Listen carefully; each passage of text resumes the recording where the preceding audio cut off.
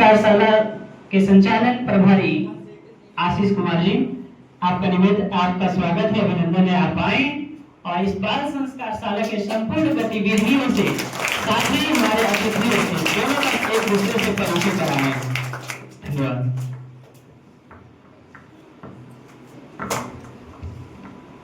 हम लोग जिनके छत्र छाया में बैठकर ये सब कार्य पिछले 6 वर्षों से लगातार निरंतर कर रहे हैं, एक बार उनसे प्रार्थना करें भगवान हमारी बुद्धि को सन्मार्ग की ओर प्रेरित करें। एक बार गायत्री महामंत्र सस्वर।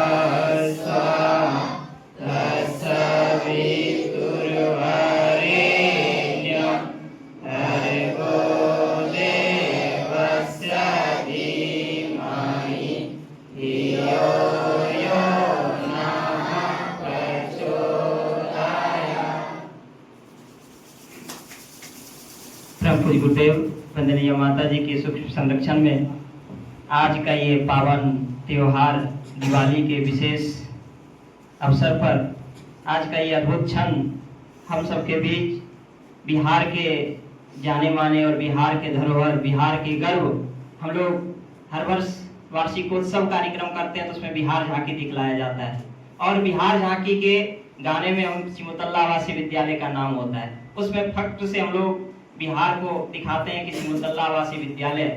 और हर कोई जो भी बच्चा अपने आप को थोड़ा सा तेज समझता है वो चाहता है कि हम सिमुतल्ला आवासीय विद्यालय में चयनित हों, इसके लिए वो ट्राई भी करता है, सिमुतल्ला या नवोदय। आप लोग भी किए ही होइएगा लगभग बच्चे, कुछ एका दुका छोड़ करके।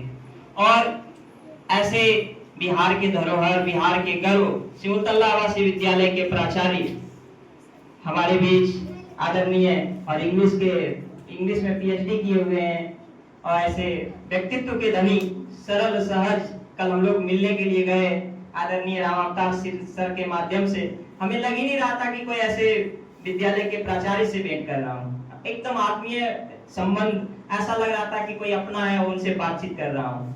और ऐसे व्यक्तित्व के धनी हम सबके बीच आदरणीय डॉक्टर राजीव रंजन सर का आज इस मंच से हार्दिक अभिनंदन करते हैं, स्वागत करते हैं।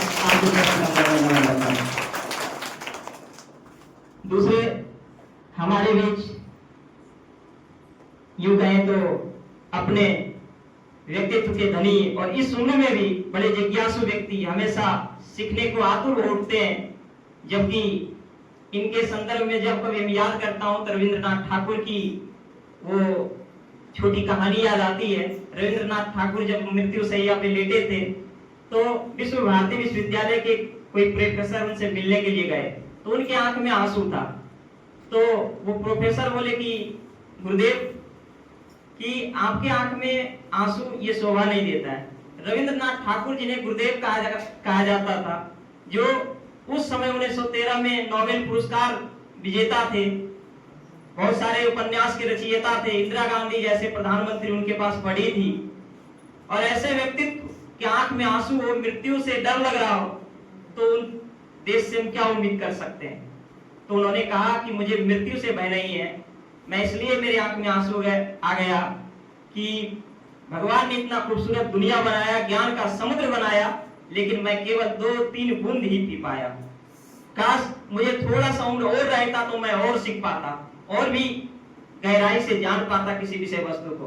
तो आज भी इतने जो कि 78 वर्ष की उम्र में लोग चल नहीं पाते हैं, टहल नहीं पाते हैं, बोल नहीं पाते हैं बढ़िया से, और ऐसे एकदम कर्मठ व्यक्ति आज भी कुछ लगता है कि समाज में कुछ कर देंगे, ऐसे हम सबके बीच व्यक्तित्व के धनी प्रोफेसर रामावतार सिंह सर का हार्दिक अभिनंदन है, स्वागत है, नमन है।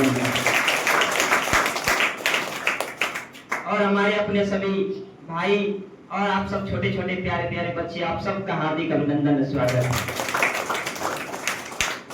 ये आज दीपावली का पर्व है, हम लोगों को कल तक तो फिक्स्ड नहीं था ये कार्यक्रम होना है, कल शाम से कोई सर से मिले थे, लेकिन आप लोगों ने एक बात पे इतना आज दिवाली के दिन बिना बताए थोड़ा सा सिर्फ एक सूचना के बल पे आ गए तो कम नहीं माना जाए। इसका ये सबूत है कि आप लोगों में अंदर कुछ सीखने की जिज्ञासा है और आप लोगों को अंदर कुछ करने की मद्दा है, सिर्फ उन्हें सही दिशा और दशा देने की जरूरत है। तो हम लोग आज सर से वो सारी चीजें जानेंगे जो जीवन में जरूरी है, जीवन में जो समस्याएं आती है, हमें किस प्रकार पढ़ाई करनी चाहिए। ये बाल संस्कार शाला पिछले 6 वर्ष से लगातार हम लोग पहला कक्षा से 8वीं कक्षा तक के बच्चों को यहाँ निःशुल्क पढ़ाते हैं। आज छोटे छोटे बच्चों को हम लोगों ने नहीं बुलाया और शनिवार को एक स्पेशल कार्यक्रम, उसमें क्विज प्रतियोगिता, विभिन्न प्रतियोगिता के माध्यम से इन लोगों में कुछ नया चीज हो और कुछ संगीत कार्यक्रम हो, तरह तरह के एक्टिविटी के माध्यम से इनके अंदर कुछ प्रेरणादायक कार्यक्रम हो, ऐसा हम लोग गतिविधि चलाते हैं। और हम लोगों ने ये प्रतियोगिता, ये बाल संस्कार शाला के वार्षिकोत्सव के माध्यम से हर साल कार्यक्रम करते हैं। इस बार तो रिकॉर्ड हो गया कि लगभग 5 से 6 हजार विद्यार्थी इस फील्ड में भरे के भरे रह गए।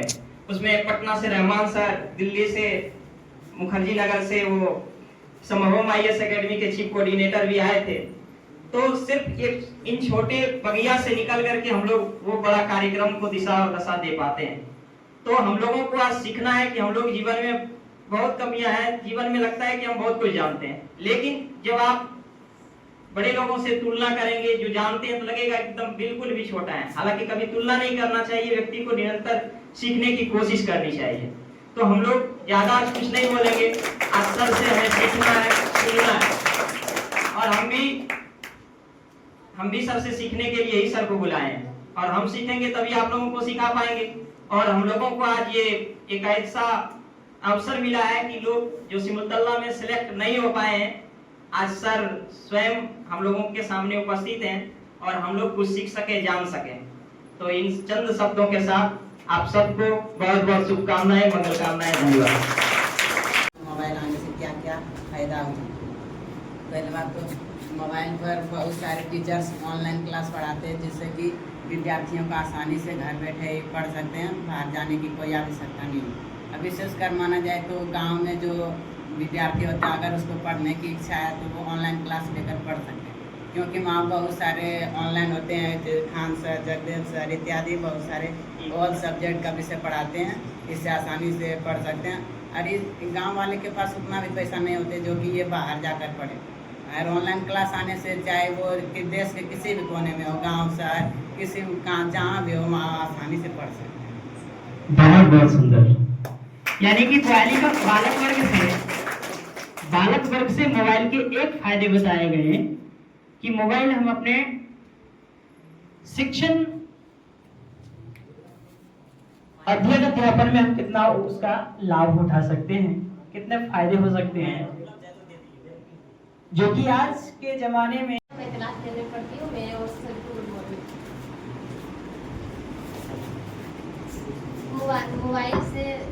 मोबाइल का ज़्यादा देर देखने से क्या क्या हानि होता है मैं बताने जा रही हूँ। पहला तो दिमाग पे असर पड़ता है, मोबाइल को देखने से आंखें लड़ता है और याददाश्त कमज़ोर होता जाता है और ज़्यादा देर तक मोबाइल चलाने से याददाश्त पूरा कमज़ोर होता जाता है और आँख में पानी आता है, इसके कारण चिड़चिड़ापन आ जाता है।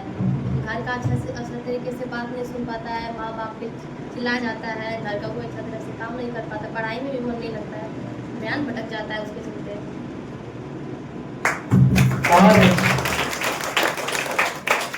बालिका वर्ग ने बहुत सही जवाब दिया।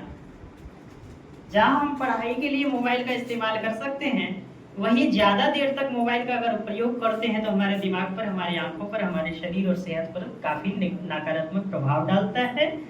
हम अक्सर मोबाइल को गर्दनें झुकाकर देखते हैं और गर्दनों से मस्तिष्क से सारी नसें जुड़ी होती है, तो नसों में जो टेढ़ापन आता है, जो दबाव पड़ता है, उससे मानसिक स्तर बिगड़ता है, चिड़चिड़ापन का शिकार होते हैं।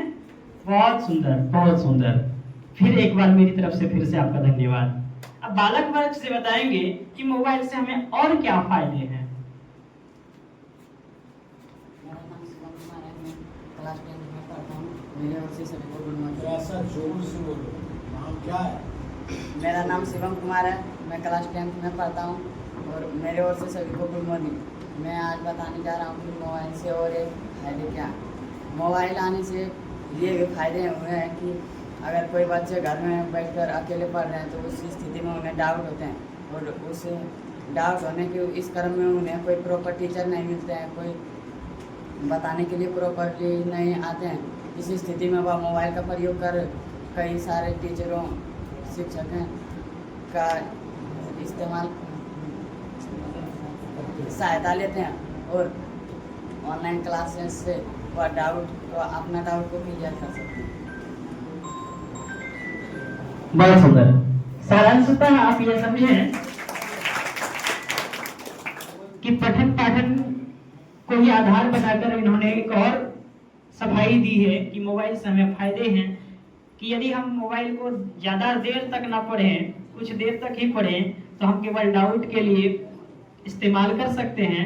जो कठिन प्रश्न लग रहे हैं या प्रश्नों का हल हमें नहीं आ रहा है, तो हम उन डाउट वाले प्रश्नों को हम हल करके मोबाइल का हल करने के लिए मोबाइल का सपोर्ट ले सकते हैं, सहयोग ले सकते हैं। अब बालिका वर्ग से निवेदन है कि आप मोबाइल से हमें और क्या नुकसान है, हमें और क्या परेशानी झेलनी पड़ सकती है, आप बताएं। बालिका वर्ग। मेरा नाम कोमल कुमार है। मैं क्लास 10 में पढ़ती हूँ। मेरी ओर से सभी को गुड मॉर्निंग। मोबाइल का लत लग जाने से मतलब कि अपने शरीर का ध्यान नहीं दे पाता है और खाना पीना भी भूल जाता है खाने के लिए, और उससे बहुत शरीर में दिक्कत आती है, उससे माइंड भटक जाता है। बहुत सही, बहुत सही। वास्तव में एक कहावत चलती है, अति सर्वत्र वर्जयेत्। जब हम किसी चीज का आदी हो जाते हैं, किसी चीज पर डिपेंडेंट होने लगते हैं कि उसके बिना नहीं रहा जा सकता है, तो कहते हैं ना कि जब हम किसी खास चीज के आदी हो जाए तो समझो कि हमें व्याधि हो रही है, मतलब हम बीमार हो रहे धीरे धीरे। तो मोबाइल हमारे लिए वरदान है, लेकिन अगर हम उसके आदी होने लगे, उसकी लत लगने लगे, उसके एकदम नुकसानदेह हो जाता है। हम किसी की बातों को अनसुनी करने लगते हैं, चाहे वो बड़ों की बातें हों, छोटों की बातें हों, चाहे हमारे फायदे की बातें हों, हम उन सारी चीजों को इग्नोर करने लगते हैं और केवल मोबाइल पे हम निर्भर हो जाते हैं। बहुत सही। अब बालक वर्ग से निवेदन करेंगे कि मोबाइल से हमें और क्या लाभ हुआ है। मेरा नाम चंदन कुमार है। मैं क्लास 10 में पढ़ता हूँ। मेरे ओर से सभी को गुड मॉर्निंग। मोबाइल एक उपयोगी संसाधन है, लेकिन इसका सही उपयोग से ही छात्र जीवन को सफल बना सकता है, क्योंकि छात्र जीवन में मोबाइल के माध्यम से किसी भी विषय की जानकारी प्राप्त करने के लिए हम उसे तुरंत और आसानी से प्राप्त कर सकते हैं।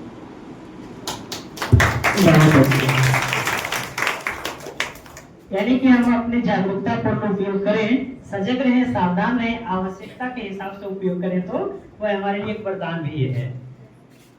अब बालिका वर्ग से बताएंगे कि जागरूकता पूर्ण उपयोग न करने से हमें क्या नुकसान हो सकता है।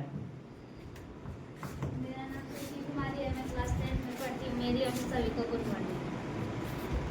मोबाइल से हानि, अगर मोबाइल में गेम डाउनलोड हो तो बच्चों को गेम का लत लग जाता है, जिससे बच्चे पढ़ नहीं पाते हैं। उसका बहुत अधिक लत लगने से उसके दिमाग पे भी डिपेंड पड़ता है, आँख भी खराब हो सकता है, उसका गर्दन टेढ़ा रखने से गर्दन में भी दिक्कत हो सकता है और वो पढ़ नहीं पाते, गेम खेलने में ही रह जाते, उसका लत बहुत अधिक लग जाता है। बहुत सही। एक चीज है, दुनिया में प्रत्येक दिन एक से एक आविष्कार होता जा रहा है।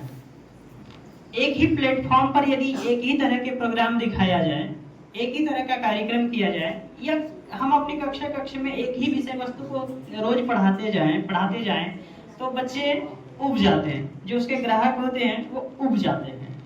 तो क्या करते हैं कि जो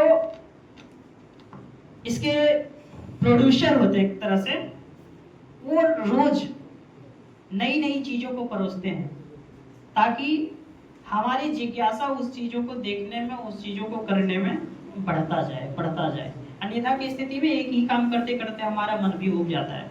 आज मोबाइल के क्षेत्र में आज उसके पीछे इतने इंजीनियर्स लगे हुए हैं कि नित्य नए रोज हम उसके भीतर ऐसी क्या टॉपिक, ऐसा क्या मैटर डाल दें कि बच्चे हो या बूढ़े सब उसके पीछे पड़े रहे, एकदम रोज नई नई चीजें उसके भीतर समाहित हो रही है।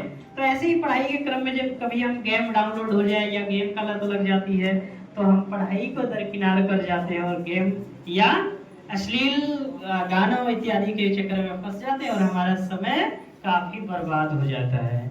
बहुत सुंदर पहल। अब आप बालक वर्ग से बताएंगे कि मोबाइल से हमें और क्या लाभ हुआ है। मेरा नाम है संजय, मैं क्लास 10 में पढ़ता हूँ। मैं मोबाइल का कुछ विशेषताएं बताने जा रहा हूँ। मोबाइल शिक्षा के विषय में बहुत ही महत्वपूर्ण और उपयोगी संसाधन है। मोबाइल का अगर अच्छे से और सदुपयोग करें तो छात्र जीवन को संभव बनाया जा सकता है। छात्र चाहे तो मोबाइल से ऑनलाइन वीडियो, शैक्षणिक वीडियो और नोट्स आसानी से प्राप्त कर सकते हैं। छात्र मोबाइल का अच्छे से और नियम पूर्वक उपयोग करे तो मोबाइल हमारे लिए वरदान भी है। Thank you. ये भी शिक्षा सदन बनते हैं। इतने आसानी से डॉक्टर राजीव रंजन सर से बातचीत नहीं हो पाती, तो ये भी एक फायदे हैं। अब हम बालिका वर्ग से निवेदन करेंगे कि आप मोबाइल से होने वाले नुकसान, होने वाली हानि से संबंधित एक और तर्क दें। मैं सपना कुमारी क्लास 11 की स्टूडेंट हूँ। आज मैं बताने जा रही हूँ कि मोबाइल से क्या हानि है। ज़्यादा मोबाइल उपयोग करने से हमारी मतलब आँखों पर इफेक्ट पड़ता है। मोबाइल से जो नीली किरणें निकलती है, हमारे आँखों में 2 द्रव्य होते हैं। वो कचाप द्रव्य को सुखा देने से हम किसी भी वस्तु को अच्छे से नहीं देख पाएंगे और हमारी आँखों की समझने क्षमता भी कम हो सकती है। इससे ज़्यादा मोबाइल का ज़्यादा उपयोग करने से दृष्टि दोष भी कम हो सकती है। बहुत बहुत धन्यवाद। बहुत ही तार्किक और साइंटिफिक रीजन के साथ दीपावली के शुभ अवसर पर हम तमाम लोग एकत्रित हुए। ये प्रयोग हुआ, हम लोग जब पटना से चल रहे थे 8:30 बजे, तो बार बार मैं प्रिंसिपल साहब को भी कह रहा था कि आज हो सकता है बाल संस्कार भारती के संस्थापक झाझा जैसे पिछड़े एरिया में इनका जो सपना है, आधा दर्जन जो शिक्षक इनसे जुड़कर आप तमाम लोगों को उज्जवल भविष्य बनाने के लिए जो संकल्प लिया, तो जरूर आ जाएंगे।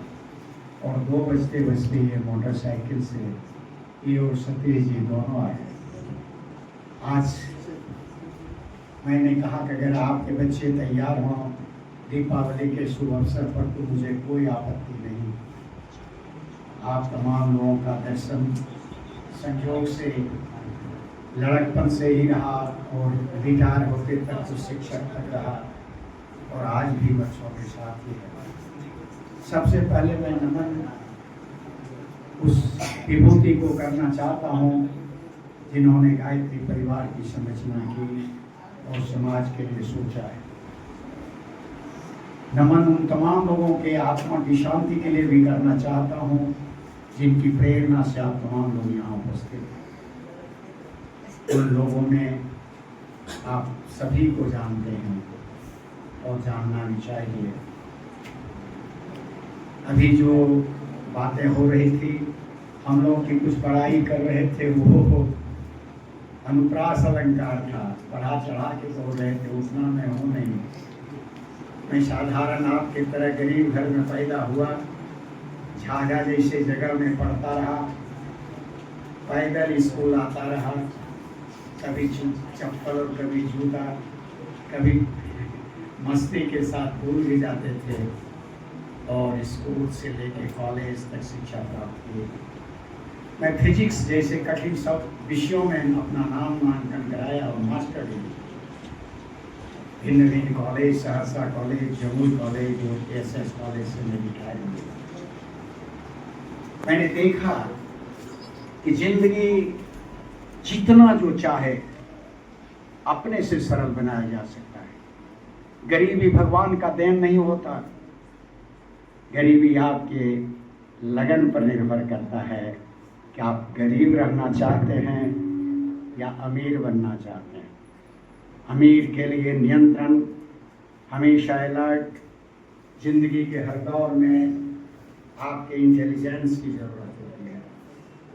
पढ़े लिखे विद्वान कोई इंटेलिजेंस नहीं होते। इंटेलिजेंस होते हैं वो जो चिंतन करते हों, जो समय को पहचानते हों, जो जिंदगी के हर पहलू को बुझकर आगे बढ़ते हैं। अभी मोबाइल पर डिबेट करा रहे थे मास्टर साहब, बहुत अच्छी भाषा में बोल भी रहे थे, कुछ आपकी मदद भी कर रहे थे, कुछ अपने ओर से जोड़ भी रहे थे। आप लोग भी बड़ा तेजी से कर रहे थे। मैं फिजिक्स जीवन भर पढ़ाया, ये इंफॉर्मेशन टेक्नोलॉजी है। मोबाइल जीवन के लिए कितना आवश्यक है मैं इसको जानता हूँ अच्छी तरह से। और आज घर बैठे ही दुनिया की बहुत चीज़ों से आप वाकिफ भी हैं, लेकिन आप पर निर्भर करता है।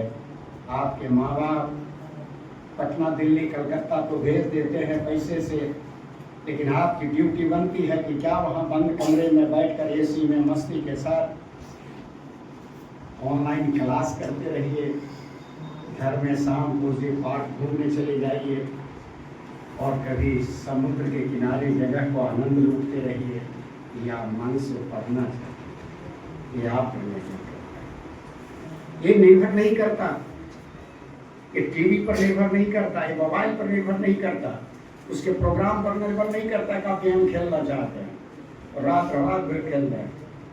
अगर बिछावन पर खेलते हैं तो बहुत सरल बात है। यहाँ तो मैंने देखा, एक बार मैं नदी जा रहा था, मेरा एक ग्रामीण लहरी खेत में बैठ के देख रहा था। मैंने पूछा, अरे उसके बाप को पूछा, लड़के को तो क्या पूछ सकते थे कि तुम लहरी खेत में क्या देख रहे थे? लहरी का पूछते हो, लाहर का खेत नदी के किनारे था, बड़ा डंठल भी था, तो मस्त सा। और आज वो बहुत साधारण पर प्रकाश कर रहा है, तरस भी आता है कि क्या ही लड़का कर रहा था, मेरे समझ में आता। आज भी यहाँ बहुत लड़के होंगे जो छटपट करते होंगे, उनको सुनने में बकाहट लगती होगी कि कार हमको बुला लिया गया, और बहुत लोग हैं जो ये सुनना चाहते हैं कि आखिर हम क्यों यहाँ करते हैं। आपको बुलाया गया नहीं, आप अपने प्यार से, लगन से यहाँ आए कि क्या प्रोफेसर साहब बताएंगे। बताना नहीं है, हर लड़के, हम लोग हजार लड़के और लड़कियों को पढ़ाए। कुछ लड़के और लड़के गरीब जरूर थे।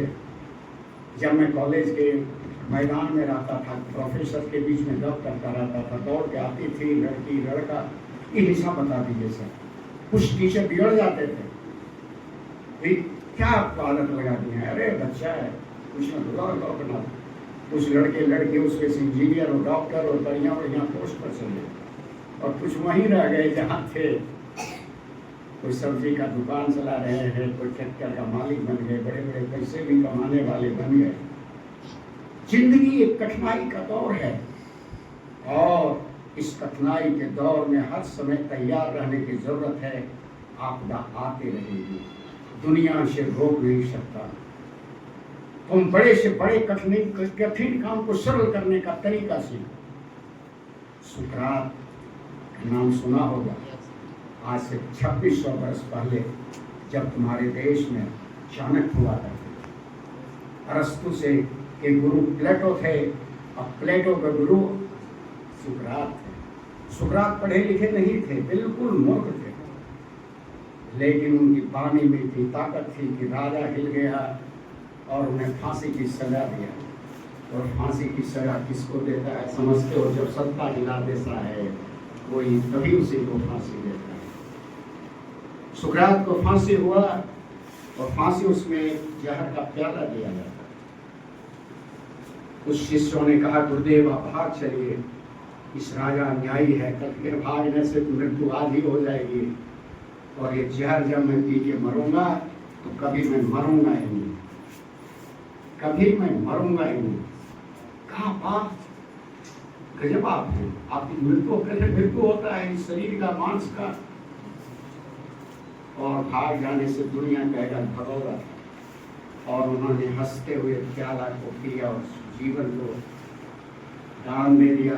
1000 वर्ष के बाद अभी 5 साल 10 साल पहले यूनान में एक मुकदमा हुआ, दायर हुआ कि सुकरात को जो फांसी राजा दिया उसको सजा होनी चाहिए।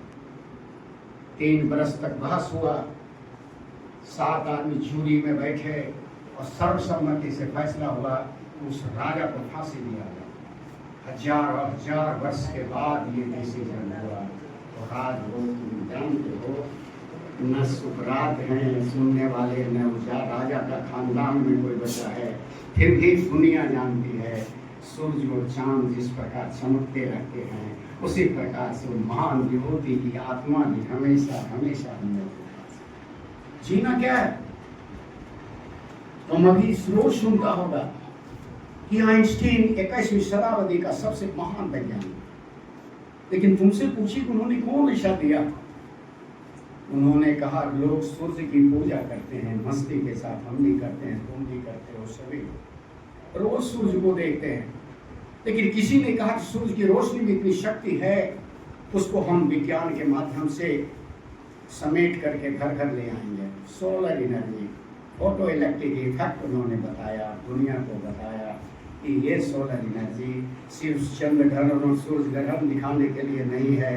सोलर एनर्जी से प्लांट के क्या कहते हो फोटोसिंथेसिस के लिए नहीं है, फोटो इलेक्ट्रॉन के लिए भी है, और उस इलेक्ट्रॉन से घर में बैठे सोलर एनर्जी का उपयोग करते हैं। हजारों हजार मेगावाट की बिजली आज सोलर एनर्जी से प्राप्त है। चांद को तुम भी देखते हो, हम भी देखते हैं, वो भी देखते थे। उन्होंने मस्ती के साथ देखा कि वाह सूर्य, हम पूजा के रूप में देखते हैं, प्रणाम करना चाहिए, मस्ती से चल जाते हैं, खैनी खाते हैं, थूकते चले जाते हैं। लेकिन कुछ व्यक्ति होता है जो बड़ा गंभीरता से देखता है। तुम रोज देखते हो कि बरसात के दिनों में इंद्रधनुष बनता है, लेकिन कभी भी नहीं सोचते हो कि सूरज की जो सफेद किरण है उसमें 7 रंग होते हैं। ये रंग आया कहाँ से, कभी सोचते नहीं। मस्ती से अपने बच्चे को, अपने भाई को, बहन को दिखाते हो, देखो इंद्रधनुष बना हुआ है, लेकिन इंद्रधनुष के उस रंगों को देखो कि ऊपर कौन है, नीचे कौन है। अगर साइंस 11th और 12th के लड़के और लड़की हो तो जानना चाहिए कि कौन सा रंग ऊपर है, कौन सा रंग नीचे है। कभी एक दूसरे से बहस का विषय नहीं। आज क्या खाए हो, उसकी शादी कहाँ हुई, उसके कितने बच्चे हैं, बस यही कहानी में दुनिया समय है। इस शहर का, इस गांव का गुंडा कौन है, ट्रैक्टर किसको खरीदा, बस यही हमारी सोच है। इससे हटो। प्रकृति के गोद में पलने वाले इंसान प्रकृति के हर बात को सोचने की जरूरत होती है। प्रकृति में कौन सी घटनाएं हैं जो मुझे देखना चाहिए। सूरज की किरण जिसमें निकलती है और लालिमा लिए हुए कितना सुंदर देखने में लगता है। बाघा बॉर्डर पर लोग चले जाते हैं, बर्फ से ढका हुआ जब रहता है तो डर लगता है और आदमी का कत्ल कर दिया गया, खून बह रहा है। बाघा बॉर्डर इसीलिए प्रसिद्ध है। तुम लोग, हम लोगों को भी नसीब नहीं हुआ कि आज तक बाघा बॉर्डर पर जाके उस नेचुरल सीन को मैं देखूं और आनंद से तुम पर वर्णन करूं, लेकिन सुनता हूँ। सूरज डूबता है गोला रख के रोक में और लालिमा लिए हुए, फिर भी दिन भर सामने देखते भी हो और दिन भर उजाला की तरह दिखता है वही सूरज। कभी मन में बात नहीं आती है ऐसा क्यों हुआ, कभी शिक्षक से पूछने की जरूरत भी नहीं समझती, लेकिन हाँ इतना जरूर पूछ लेते हो कि छुट्टी कब होगा सर, कितना बजे पढ़ाइएगा सर, सर आज हमको जरा गेम देखना है सर, क्रिकेट देखना था, आज मैच हो रहा है। वाह लड़के वाह, खुशी खुशी मास्टर साहब भी कहते हैं बेटा चले जाओ, बड़ा मैच आएगा तगड़ा है, कल जरा बताना छक्का कौन कौन मारा। एक एक आदमी को दिन भर छक्का कैसे स्लिप किया, वो स्लिप करके गिर गया, उसने कभी नहीं बताया। तुमको अगर ये पूछा जाए कि कादों में हम गिर गए, बोला हाँ गिर गए, नहीं इसमें विज्ञान क्या है, कि विज्ञान, इसमें गिरने में विज्ञान क्या हुआ, मेरा फुल पैंट लगा गया, विज्ञान कुछ कादों में इलास्टिसिटी ज्यादा हो जाता है तब स्लिप कर गए। ये जिंदगी है, हर चीज विज्ञान है। मैं कल पढ़ रहा था, प्रिंसिपल साहब को बता रहे थे, मेरा बेटा भी फिजिक्स का ही है, मैं सुनिया। उसने पूछा क्या पढ़ रहे पापा, आपके सोलिंजर इक्वेशन पढ़ रहा हूँ। तो सोलिंजर साहब के बारे में पढ़े पूरा। हम यहाँ पढ़े, बाप ऑस्ट्रियल था और माँ इंग्लैंड में पैदा हुआ। MSc करने के बाद तुम ही लोग की तरह वो भी छटपट करते रहते थे। MSc तक किया फिजिक्स में, जर्मनी में रह गए। जर्मनी में फर्स्ट वर्ल्ड वार हो गया, उनका कहा आर्टिलरी में आप ऑफिसर बन जाइए। बोले MSc करने के बाद हम तो थाना का इंचार्ज रहना होगा, 3 साल सर्विस करना होगा मिलिट्री में। वह व्यक्ति तो सोलिंजर इक्वेशन, क्वांटम मैकेनिक्स का डायनामिक्स बनाने वाला है, उसका मन कैसे बना। देखो कि ये तोपखाना का इंचार्ज था और वह सोलिंजर इक्वेशन जब बना के दुनिया के सामने दिया तो दर्जनों वैज्ञानिक उनके पीछे पीछे चलता रहा, उनको नोबेल पुरस्कार। ये कहानी है उन नटखट लोगों का भी जो कभी पढ़ाई नहीं। तुम जानते हो जे थॉमसन साहब का नाम सुने हो? इलेक्ट्रॉन को डिस्क किया, लाइट बल्ब का किया, लेकिन वे पढ़ने में बड़ा नटखट थे। वे शिक्षक कभी कभी छेवी लगा के गिरा देते थे। तो सब शिक्षक ने मिल करके हेडमास्टर ने चिट्ठी लिखा उनके माता पिता को। पिताजी बाहर छोटी मोटी नौकरी करते थे, माँ बड़ा घरेलू महिला थी लेकिन बड़ा विद्वान थी। चिट्ठी में लिखा कि आपके बच्चे अब नॉर्मल हैं, इनको पढ़ाने के लिए हमारे पास शिक्षक नहीं, इनकी व्यवस्था आप कर करें। सुनकर आश्चर्य होगा। उनकी माँ ने उस चिट्ठी को बंद करके रख दिया, बेटा को खाना के लिए दिया। बोला क्या टीचर दिया मेरे खिलाफ में? बोला नहीं, तुम्हारे पक्ष में लिखा। क्या लिखा? कि आपके बच्चे बड़ा माने नॉर्मल से ज़्यादा तेज है, उनको पढ़ाने के लायक हमारे पास टीचर नहीं है, आप थोड़ा प्रॉपर कीजिए, घर पर पढ़ाइए। कहा कि इतना मैं बदमाशी करता हूँ, उसके बाद भी टीचर लिखता है कि हम बहुत पढ़ने तेज हैं। जरूर हमें मास्टर कुछ गमा है। बस दूसरे दिन से शांत स्वभाव होकर बैठ गए। आमूल परिवर्तन हुआ, टीचर भी अब बता गया कि आखिर इसमें परिवर्तन क्या हुआ। 40 साल के बाद वो अपना माँ का पुण्यतिथि मनाने के लिए पत्नी और बच्चे के साथ जब आए तो उस चिट्ठी को खोला, पढ़ा। उनकी वाइफ ने पूछा कि तुम रोते क्यों? थॉमसन साहब ने कहा कि मेरी माँ को उल्टा बात बोली। मास्टर को लिखा है कि ये लड़का ये नॉर्मल है, हमारे पास टीचर नहीं है इसको पढ़ाने लायक। उल्टा बोल दी कि ये लड़का बहुत तेज है, इसके पढ़ाने लायक। समझ रहे हो? एक सेंटेंस के उलट जाने से जैसे थॉमसन साहब वैज्ञानिक आज जो बने उसी चैलेंज में बने। इसलिए किसी भी शिक्षक को ये कहने का राइट नहीं है, हम लोग भी नहीं कहते थे कि तुम वो कर। हर बच्चे इंटेलिजेंट होते हैं, सिर्फ कंसंट्रेशन की जरूरत है। तुम्हें गरीबी कोई मतलब नहीं है। तुम्हारे माता पिता बड़ा संजोगी है, तुम माँ बाप को धन्यवाद दो जिसने तुमको पैदा करके इतना दिन खड़ा कर। तुम जिस दिन पैदा हुआ था कुछ होश नहीं था, हवास नहीं था। अगर छोड़ देता 5 घंटा इधर उधर तो गंगा लाभ हो जाते उसी से। लेकिन पालता है, 9 महीना को जो कष्ट में बिचारी रहती है, उसके बाद वो भी जाड़ा गर्मी बरसात के दिनों में भी तुम जब नेचुरल पॉट में आते हो तो बिना पूछे समझे तुम पेशाब करते हो, कुछ भी करते हो, बड़ा हंसते हुए उसको झेलती है। लेकिन तुम भाई माँ बाप को बेवकूफ समझते हो जब तुमको जरूरत पड़ती है उनकी शब्दों। माँ बाप कभी बेवकूफ होता है, वो ईश्वर का दूसरा रूप है।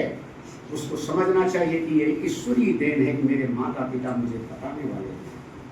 हर इंसान को मदद की जरूरत है। सुकरात क्या कहानी में सुना रहा था, एक कहानी सुन लो, उसके बाद प्रिंसिपल साहब को मैं बताने के लिए दूंगा कि आज तुम लोग जो विद्यार्थी हो मोबाइल पर बोल रहे थे। मैं देखता हूँ कितना आवश्यक है। सब्जी बेचने वाली से लेकर के तुम्हारे जैसे को मोबाइल की जरूरत है, लेकिन मोबाइल में बहुत सारे एप्स कंपनी वाले ने तुमको गधा बनाने के लिए भी दे दिया है और उसी में ज़्यादा मन लगता है। और वो जब देखोगे तो तुमको पढ़ाई तो क्या, ऑनलाइन तो क्या। जिस दिन तुम, हम लोग तो ऑनलाइन नहीं पढ़े थे, प्रोफेसर हो गए। और जब ऑनलाइन हो गया तो तुम लोग क्या बन रहे हो? दिन भर सिपाही और होमगार्ड में बहुत जाते हो। हम लोग बिना मोबाइल के प्रोफेसर से स्टार्टिंग किए। उस दिन कोई मोबाइल नहीं था। टीचर जितना बताए घर पर अपना किताब को रखते रहते थे, पढ़ते रहते। 6ठा के बाद अंग्रेजी शुरू हुआ। आज मेरा नाती चौथा, छठा और 8वां में पढ़ता है, जितना अंग्रेजी वो जानता है, मैं बीएससी पास करने के बाद उतना नहीं जानता, बीएससी करने के बाद। लेकिन बीएससी में सब पेपर को मैं नहीं जानता। क्यों?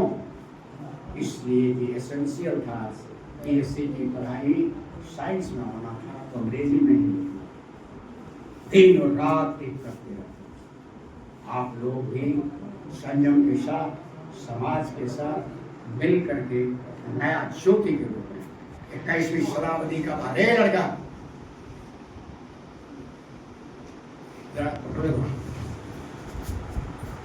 होशियार ज्यादा नहीं बनो बेटा, ये पता चल जाएगा 21 बरस के बाद होमगार्ड में नंबर लगाने में जब दम फूलता है और सिपाही कलेजा में मारेगा, मुंह से कहेगा साला हम क्या किए। उसमें न पिताजी रहेंगे, न चाचा जी रहेंगे, न दोस्त रहेगा, अकेले अकेले फेस। और अभी से अगर पढ़ोगे तो वीडियो सीओ कलेक्टर होना तुम्हारे लिए चुटकी पर होगा। इसलिए क्या बनना चाहते हो वो तुम पर निर्भर करता है, किसी के खानदानी विरासत में नहीं है। अगर नेता लोग करता होगा तो उच्च नहीं, देव को बनाना है। अगर नेता अगर सत्य होता तो अपने बेटा और बेटी को टिकट दिलाने के लिए परेशान लोकसभा में नहीं होता, विधानसभा में नहीं होता। अब तो बेटा को छोड़ देता कि बेटा ले और टिकट कौन पूछता है, जिगर ये ले जाओ। समझ रहे हो ना? इसलिए अपने पैर पर खड़ा होने के लिए बड़ा कंसंट्रेशन का जरूरत।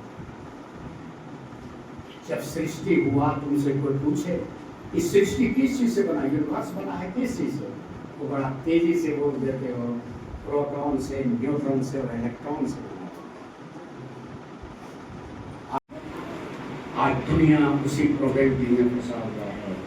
आज कभी सोचा था कि बैठे बैठे सिंदूर ऑपरेशन हो जाएगा और पाकिस्तान के सभी जगह पर बम से गया, बैठे बैठे एक भी मिलिट्री नहीं गया, मिलिट्री गया ही नहीं, बैठे बैठे यहाँ से मारा और उसके टारगेट को चूर कर दिया। और ऐसी व्यवस्था है अमेरिका रूस के पास कि बैठे बैठे तुम यहाँ हो, पहला स्कूल पर सिर्फ गिराना है, टीचर को किसी को मारना है, तुम नहीं को लगेगा। समझते हो? आज दुनिया 21वीं शताब्दी का दुनिया है। कुछ ज़्यादा समय तक बातचीत कर पाएंगे। सबसे पहले तो आज इस दिवाली के शुभ अवसर पर इतने प्यारे और इतने खुशनुमा चेहरों को दिवाली की हार्दिक शुभकामनाएं।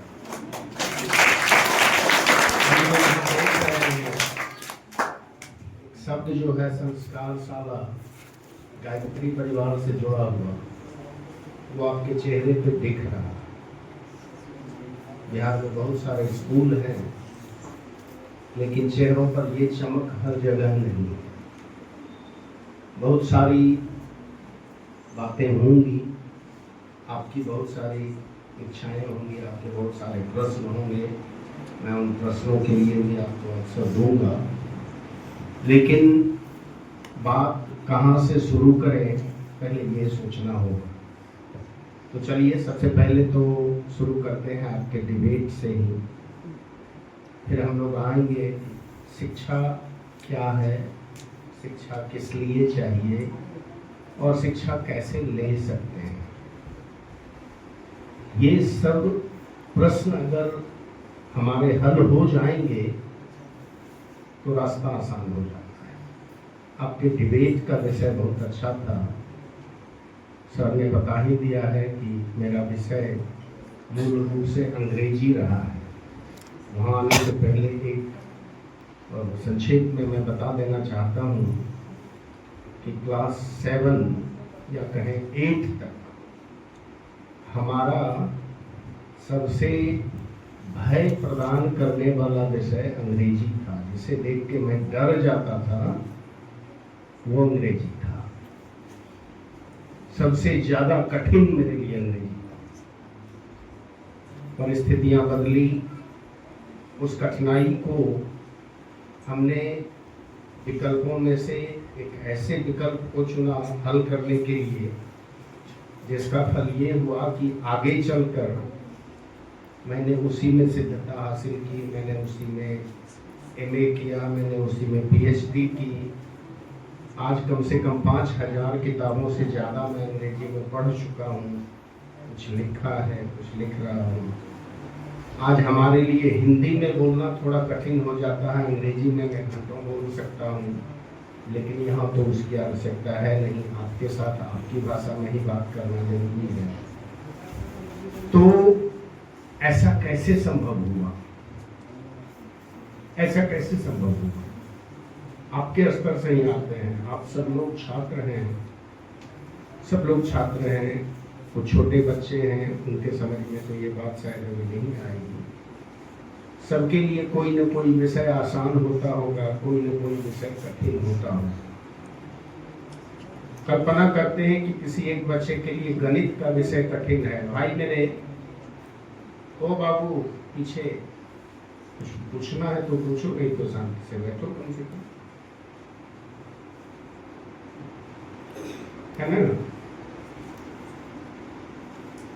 तो अगर आपका विषय गणित है जो सबसे कठिन है, तो उसे 3 तरीके से हम हैंडल कर सकते हैं। एक, कि उस विषय को अपने अलमारी के सबसे ऐसे कोने में छुपा दें जहां उस पर नजर ही नहीं जाए, न देखेंगे न उसकी चिंता होगी। पहला विकल्प है।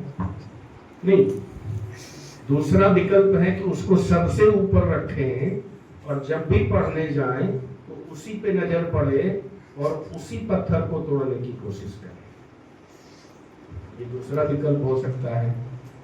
और तीसरा विकल्प हो सकता है कि उसके बारे में सोचना ही नहीं। जैसे अभी हम लोग बातचीत कर रहे हैं और आप अपनी दुनिया में व्यस्त हैं, तो आप तीसरे विकल्प में हैं कि कोई कुछ बोल रहा है, कोई कुछ सुन रहा है, मुझे क्या लेना है ना? लेकिन इसका सर्वोत्तम तरीका क्या होता है कि आप उसको सबसे ऊपर रखिए और हर बार जब आपके पढ़ने की इच्छा हो तो आपका दर्शन उस कठिनाई से हो और आप उस पर कम से कम 1-2 हथौड़ा चला दें कि कुछ तो कमजोर हो। 1 दिन में नहीं, 2 दिन में नहीं, 10 दिन में नहीं, 100वां दिन, 200वें दिन ऐसा अवसर आएगा जब वो पत्थर फूटेगा, गणित के इक्वेशन सॉल्व होंगे और गणित का गुना भाग जोड़ घटाव दिमाग में घुसना शुरू होगा और आगे चल के उसमें मजा आने लगेगा। वो विषय सबसे आसान हो जाएगा। हमने अपने अंग्रेजी के लिए वही रास्ता चुना। देखें तो 9-10 से मैंने पढ़ना शुरू किया अंग्रेजी को विशेष रूप से, और फिर उसमें रुचि बढ़ती गई। खैर ये आते हैं आपके डिबेट पे। हम एकदम व्यवहारिक बातें कर रहे हैं, हम कोई वो सिद्धांत की बातें नहीं, जो आपके जीवन में आपके स्तर पर हम कर सकते हैं वो बात कर रहे हैं। अभी आपने डिबेट में हमारे बच्चों ने कहा कि मोबाइल से बहुत फायदा है, बच्चियों ने कहा कि मोबाइल से बहुत नुकसान है। ये दोनों जो है 2 पोल पे थे, एक नॉर्थ पोल पे थे, एक साउथ पोल पे थे। बीच के गैप को किसी ने पाटने की कोशिश नहीं की। हमको किसी एक ऐसे आविष्कार के बारे में बता दो जिसका सिर्फ और सिर्फ फायदा हो या सिर्फ या नुकसान हो। कोई एक ऐसा आविष्कार बता दो। कोई ऐसा है क्या? आपके हाथ में जो कलम है जिससे आप अल्फाबेट ABCD और क ख ग लिखते हैं, उसको अगर बगल वाले की आंख में मार देंगे तो क्या होगा? कलम का दोष है या उस हाथ का? कलम का दोष है या हाथ का? कलम का तो आविष्कार हुआ अच्छे अच्छे शब्दों को लिखने के लिए, अच्छे अच्छे विचारों को लिखने के लिए। हम उसको किसी के गले में डाल दें तो मर जाएगा वो। कलम का तो दोष नहीं है। साइकिल का आविष्कार हुआ कि हम लंबी दूरी को कम समय में पूरा कर लें, है ना, और साइकिल लेके हम पुल से नीचे कूद जाएं, तो साइकिल की क्या गलती है ना?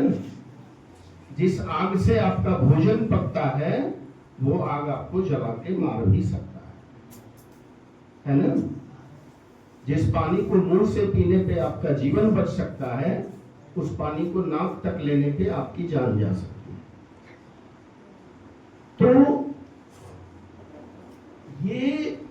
फल जो होता है, किसी भी चीज का प्रतिफल जो होता है, वो उस वस्तु से ज्यादा उस वस्तु के उपयोगकर्ता पर निर्भर करता है।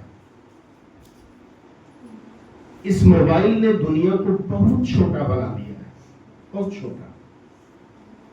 मुट्ठी में ले आए हैं दुनिया को हम, विज्ञान का ये चमत्कार है। लेकिन इस चमत्कार को हम सकारात्मक दृष्टिकोण से अगर यूज करेंगे तभी इसका फायदा होगा, नहीं तो नुकसान के सारे आयाम इसमें मौजूद हैं।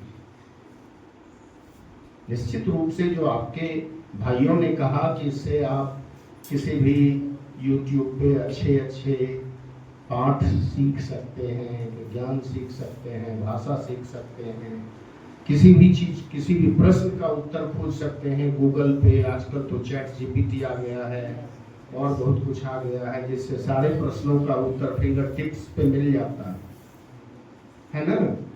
लेकिन अगर उसी में हम पॉर्न साइट्स को खोल दें, गंदे गंदे भोजपुरी साइट्स को खोल दें, या फिर अन्य उलूल जुलूल चीजों को खोल दें, तो वो हमारे भटकाव का जरिया बन जाता है। हाँ, ये आवश्यक है जानना कि हमारा मन, हमारा चित्त जो चंचल होता है, वो भटकने के प्रति ज्यादा झुका हुआ होता है। भटकता जल्दी तेजी से है, रास्ते पे देर से लौटता है। इसीलिए मोबाइल के उपयोग को सीमित रखना, संयमित रखना, सकारात्मक रखना, ये सबसे बड़ी चुनौती होती है बच्चों के लिए। और इस उम्र में बच्चों के भटकने की संभावना ज्यादा होती है। इसलिए सलाह तो यही रहती है कि मोबाइल से दूरी बनाए रखें। आपको पता होगा कि मेरे ही विद्यालय में लगे हाथ ये बता दें कि हमारे बच्चों के लिए मोबाइल अलाउ नहीं है। अगर मोबाइल में पकड़े जाते हैं बच्चे मोबाइल के साथ, तो उन्हें 3 महीने के लिए विद्यालय से निलंबित कर दिया जाता है। 3 महीने के लिए सस्पेंड कर दिया जाता है, वो विद्यालय से बाहर कर दिए जाते हैं, और उनके पेरेंट्स को 5,000 रुपये का फाइन स्कूल में जमा करना पड़ता है, और मोबाइल भी जब्त हो जाता है। लेकिन कभी कभी किसी बच्चे को किसी ऑनलाइन परीक्षा की आवश्यकता होती है, तो उसके लिए हम लोग अपनी मोबाइल प्रोवाइड करा देते हैं कि चलो आज तुमको परीक्षा देनी है, 2-3 घंटे तो तुम यूज कर लो, लेबोरेटरी का कंप्यूटर यूज कर लो, कुछ भी कर लो, लेकिन हमेशा मोबाइल नहीं रखना। मोबाइल की चुनौतियां हम बता देते हैं। आप अभी भी हमारे सिस्टम में, हम लोग जब पढ़े थे तो मल्टीप्लिकेशन टेबल, जिसको कि आज 2 1 जा 2, 2 2 जा 4, 2 4 जा 6 करते हैं, 2 4 जा 8 करते हैं, वो बच्चे भूल जाते हैं। लेकिन हम लोगों ने अपने बचपन में जो मल्टीप्लिकेशन टेबल पढ़ा था कि मैंने 14 का 14, 14 दूनी 28, 34 42, आज तक नहीं भूले हैं ना। आप लोग किस मेथड से सीखे हैं पता नहीं। और मुझे जहां तक ज्ञात है, वैदिक पद्धति में तो गणित का कैलकुलेशन और ज्यादा आसान होता है, और ज्यादा आसान होता है, बशर्ते कि उसे सीखा जाए। छात्र के रूप में हम एक प्रश्न आप लोग से पूछना चाहते हैं, एक एक करके बताइएगा। आप लोग क्या बनना चाहते हैं जीवन में? बताइए, उठ उठ के बता सकते हैं, बैठे हुए रह के भी बता सकते हैं। क्या बनना चाहते हैं? बस ऐसे ही कुछ हो जाए। कुछ तो तय किया होगा ना कि मुझे क्या करना है। क्या कोई तो बोले, या फिर लक्ष्यहीन चले जा रहे हैं, जहां रास्ता, जहां पैर ले जाए वहीं पहुंच जाएंगे। कुछ नहीं।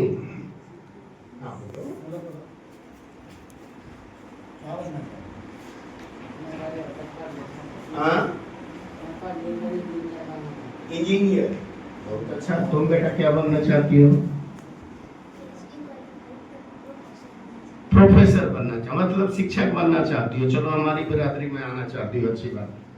और कोई कुछ? बहुत अच्छी बात है। चलो और कुछ? दीवार वाला सटा हुआ लड़का बोलो। तुम लोग क्या करना चाहते हो बताओ? बोलो।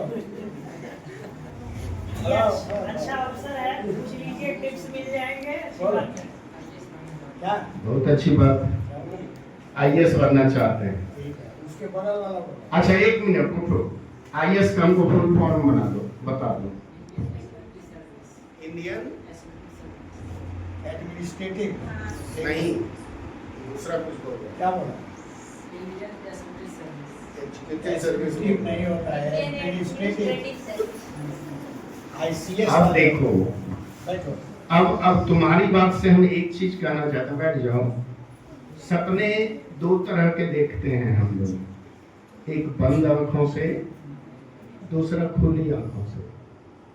बंद आंखों से सपने देख के हम ग्रीस का राजा बन जाएं, इंग्लैंड का प्राइम मिनिस्टर बन जाएं, अमेरिका का डोनाल्ड ट्रंप बन जाएं, कोई फर्क नहीं पड़ता है। सुबह उठ के हम वहीं के वहीं बैजला में बैठे हुए हैं। लेकिन जागी सपनों से अगर तुम देखोगे सपने, तो बैजला से उस आईएएस के मंजिल तक पहुंच जाओगे, है ना?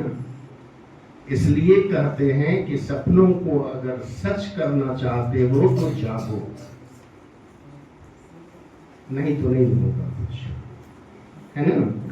लेकिन मेरे प्रश्न का जो उद्देश्य था वो ये कहना था कि हम चाहे डॉक्टर बनना चाहें, शिक्षक बनना चाहें, प्रोफेसर बनना चाहें, आईएएस बनना चाहें, कुछ भी बनना चाहें, उस सब चीज के बॉटम लाइन में क्या है? ये देख रहे हो, ये इस व्यक्तित्व को देख रहे हो ना? कौन है ये शिकागो गए हुए थे विश्व धर्म सम्मेलन में भाग लेने के लिए। वहां पे सारे विश्व के जितने भी धर्म हैं उनके धर्म ग्रंथ रखे हुए थे टेबल पे। गीता को जानबूझ के इनको अपमानित करने के लिए गीता को जानबूझ के सबसे नीचे रखा गया था, उसके ऊपर सारे अन्य धर्म ग्रंथ थे। और जो वहां के संचालक थे उन्होंने कहा कि Swami ji, can you see your Gita is at the bottom of all the religious books, कि आपका जो ये गीता है वो सारे पुस्तकों से नीचे है, इससे आपको कुछ बुरा नहीं लगता है? बोला नहीं, इसमें बुरा लगने जैसी क्या बात है, मुझे तो ये देखकर खुशी हो रही है कि गीता को अगर मैं वहां से निकालूं तो विश्व के सारे धर्म ग्रंथ धराशायी हो जाएंगे, गिर जाएंगे। तो मेरे लिए तो ये गर्व की बात है कि मेरी गीता ने विश्व के सारे धर्मों को संभाल के रखा है। तो ये देखने का दृष्टिकोण होता है।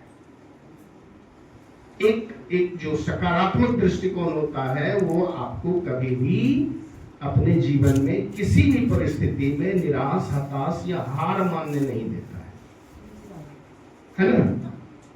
मैंने इसलिए पूछा था कि आप क्या बनना चाहते हैं, कि जीवन में जितना भी प्रोफेशन हो, जितना भी व्यवसाय हो, जितनी भी नौकरियां हो, उस सब के जड़ में एक चीज जो होता है वो एक अच्छा व्यक्ति बनना होता है, जिसकी शुरुआत तुम्हारे घर से होती है। इस संस्कार शाला में जो आप संस्कार सीखने आते हैं, उस संस्कार की शुरुआत आपके घर से होती है। उस संस्कार शाला की सबसे पहली और सबसे अच्छी शिक्षिका आपकी मां होती है।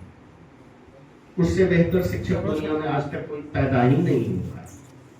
हम सब तो बने बनाए शिक्षक हैं, मां तो पैदाइशी शिक्षक होती है। तो सबसे पहला उद्देश्य अपने जीवन में छात्र के रूप में ये बनाओ कि मुझे एक अच्छा व्यक्ति बनना है, क्योंकि एक अच्छा व्यक्ति ही एक अच्छा डॉक्टर, एक अच्छा इंजीनियर, एक अच्छा प्रशासक, एक अच्छा शासक, एक अच्छा सर्विस करने वाला व्यक्ति हो सकता है। नहीं तो अगर व्यक्ति खराब है तो वो डॉक्टर बन के भी किडनी बेचेगा, किडनी बचाएगा नहीं। वो इंजीनियर बन के भी पुल के सीमेंट को बेचेगा, पुल को मजबूत नहीं बनाएगा। इसलिए व्यक्ति अच्छा होना बहुत जरूरी है, तभी आप अपने प्रोफेशन के साथ, अपनी नौकरी के साथ, अपने जीवन के लक्ष्य के साथ न्याय कर पाइएगा। आप सब लोगों के बीच अभी सारे लोगों ने चर्चा की सिमुलतला आवासीय विद्यालय की। बेशक ये बिहार का इकलौता विद्यालय है। पूरे बिहार से सिर्फ 120 बच्चों का नामांकन होता है, पूरे बिहार से। हाँ, प्रत्येक वर्ष सिर्फ 120 बच्चों का नामांकन होता है, जिसमें 60 बच्चे होते हैं, 60 बच्चियां होती हैं। 6ठी क्लास में उनका नामांकन होता है, बाकी किसी क्लास में नामांकन नहीं होता है। व्यवस्था का क्या है? वहां की व्यवस्था में अगर हम सिलेबस पर आते हैं तो हमारे बच्चों के लिए कोई सिलेबस है ही नहीं। शायद तुम लोगों में से किसी को पता हो कि हमारे यहाँ विद्यालय के उद्घाटन के बाद जो पहला बैच था, उस बैच में यहाँ का एक बच्चा हमारा छात्र है। जानते हो कोई उसको? कौन? उसका नाम आर्यभट्ट है। कुंदन घर का नाम हो सकता है। आर्यभट्ट उसका नाम क्यों पड़ा था? जब वो 6ठी क्लास में था तो वो 12 का कैलकुलस मैथमेटिक्स बना रहा था, और मैट्रिक की परीक्षा का जब रिजल्ट आया था तो आया हमारे पास वो और रोने लगा। हम बोले कि आर्यभट्ट क्यों रो रहे हो तुम? तो सर मैथमेटिक्स में हमको कम नंबर आया। बोले कितना आया है? चूंकि मैथमेटिक्स उसका अपना प्रिय सब्जेक्ट था। विद्यालय में तो कभी उसको 99 नहीं आया था। 100 में 100, 100 में 100, 100 में 100, आंख मूंद के उसको 100 आता था मैथमेटिक्स में। तो हमने पूछा कि हमको लगा कि कुछ इसका ज्यादा नंबर कट गया होगा। कितना आया है तुमको? तो सर 98 आया। ये 2 नंबर मेरा कहाँ चला गया? हम बोले 2 नंबर मास्टर साहब के पॉकेट में गया, तुम काहे के लिए चिंता कर रहे हो? वो रोया मेरे सामने। तो ये कमिटमेंट, ये जुनून था उस बच्चे में कि उसको 98 नंबर की खुशी नहीं थी, उसको इस बात की चिंता हुई कि मेरा 2 नंबर गया कहाँ। जिस दिन ये जुनून अपने अंदर पैदा कर लोगे, उस दिन सफलता को तुमसे दूर कोई रोक ही नहीं सकता है। कोई नहीं रोक सकता है। क्योंकि आप ये देखिए कि एक ही छत के नीचे, एक ही घर में 4 बच्चे होते हैं।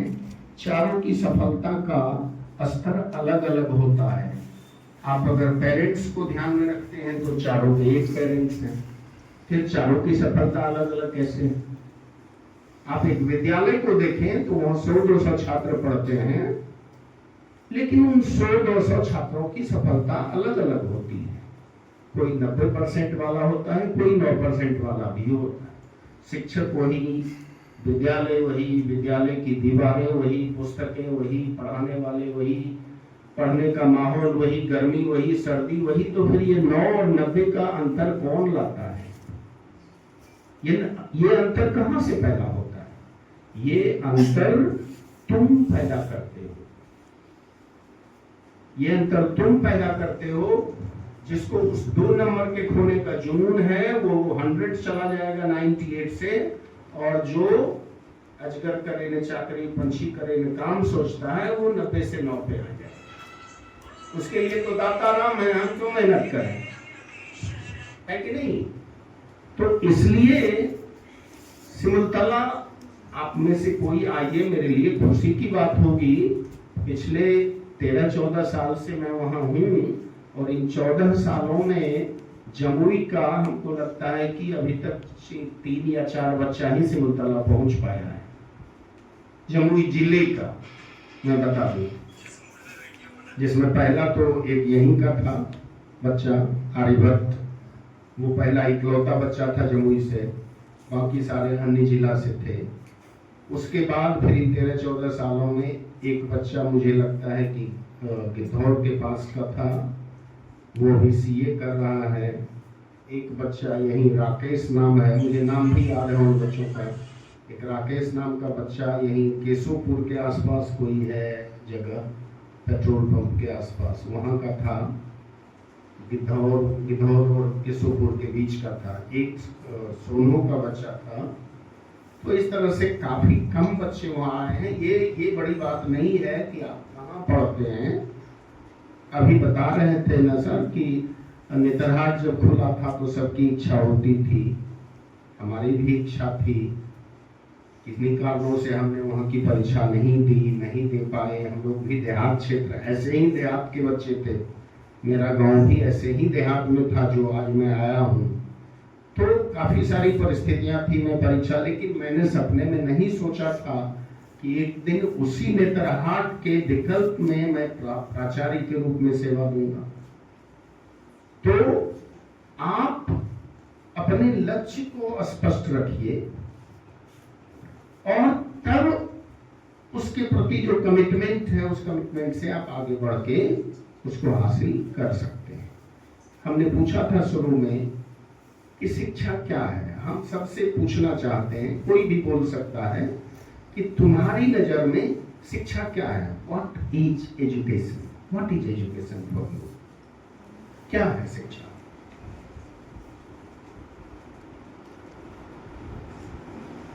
कोई कुछ बोलना चाहे तो स्वागत है उसका। तुम जो भी समझो, कोई बात नहीं है। क्या है शिक्षा? हम सब लोग कहते हैं कि हम स्कूल जा रहे हैं, किस लिए? पढ़ने के लिए, मतलब शिक्षा ग्रहण करने के लिए। तो क्या तुमको पता रहेगा तब ना कि भाई शिक्षा है क्या?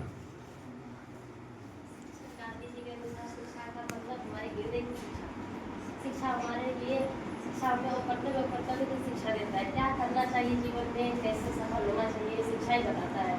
बहुत अच्छी बात। बहुत, हमने कहा अभी तुरंत कहा कि सबसे पहली शर्त है एक अच्छा व्यक्ति बनना, एक अच्छा बेटा बनना, एक अच्छी बेटी बनना, एक अच्छा भाई बनना, एक अच्छी बहन बनना।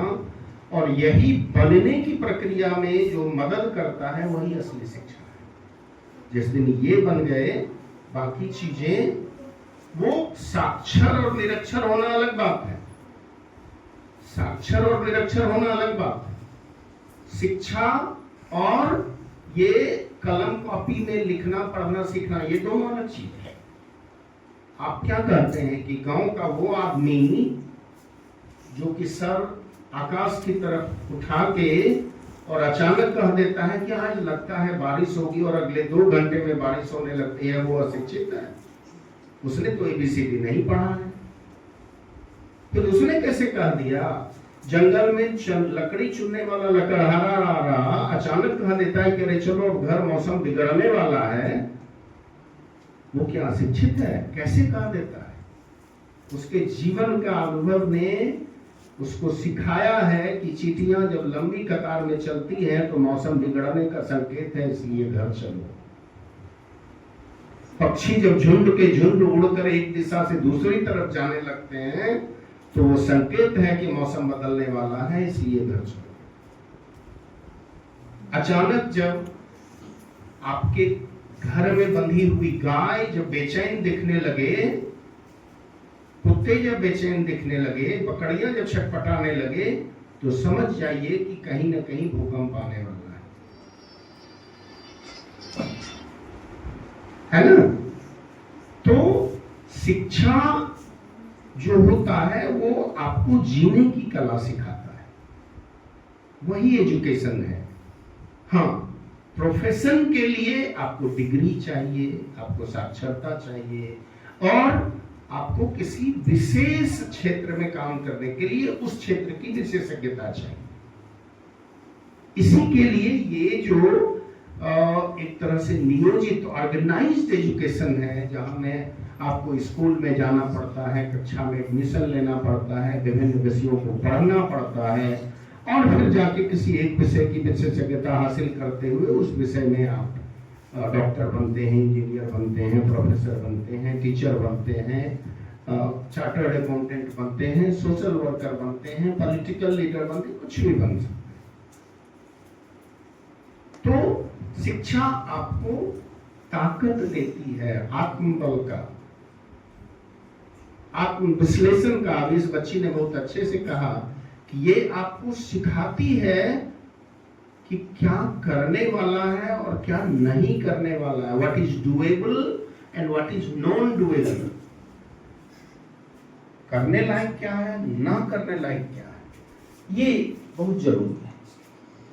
सिमलतला जब आप लोग आइए, आपका स्वागत है, घूमने के पर्पज से आइए, 1-8 घंटे बिताइए, बच्चों से बातचीत करिए, ये जुड़िए। वहाँ कोई जादू की छड़ी नहीं है, कोई जादू की झपटी नहीं है। हमने अपने बच्चों के लिए कोई सिलेबस निर्धारित नहीं किया है। उनके लिए सिर्फ एक बाध्यता है कि 6 घंटे 5.5 घंटे के लगभग उन्हें क्लास में रहना है शिक्षकों के साथ, और बाकी के 21 घंटे कैंपस में तो रहते ही हैं। लेकिन अंतर क्या है, जो बेसिक डिफरेंस है वहां, कि हर कक्षा में 60 लड़के और 60 लड़कियों का झुंड होता है, जो अपने आप में एक सुसुप्त ज्वालामुखी होता है।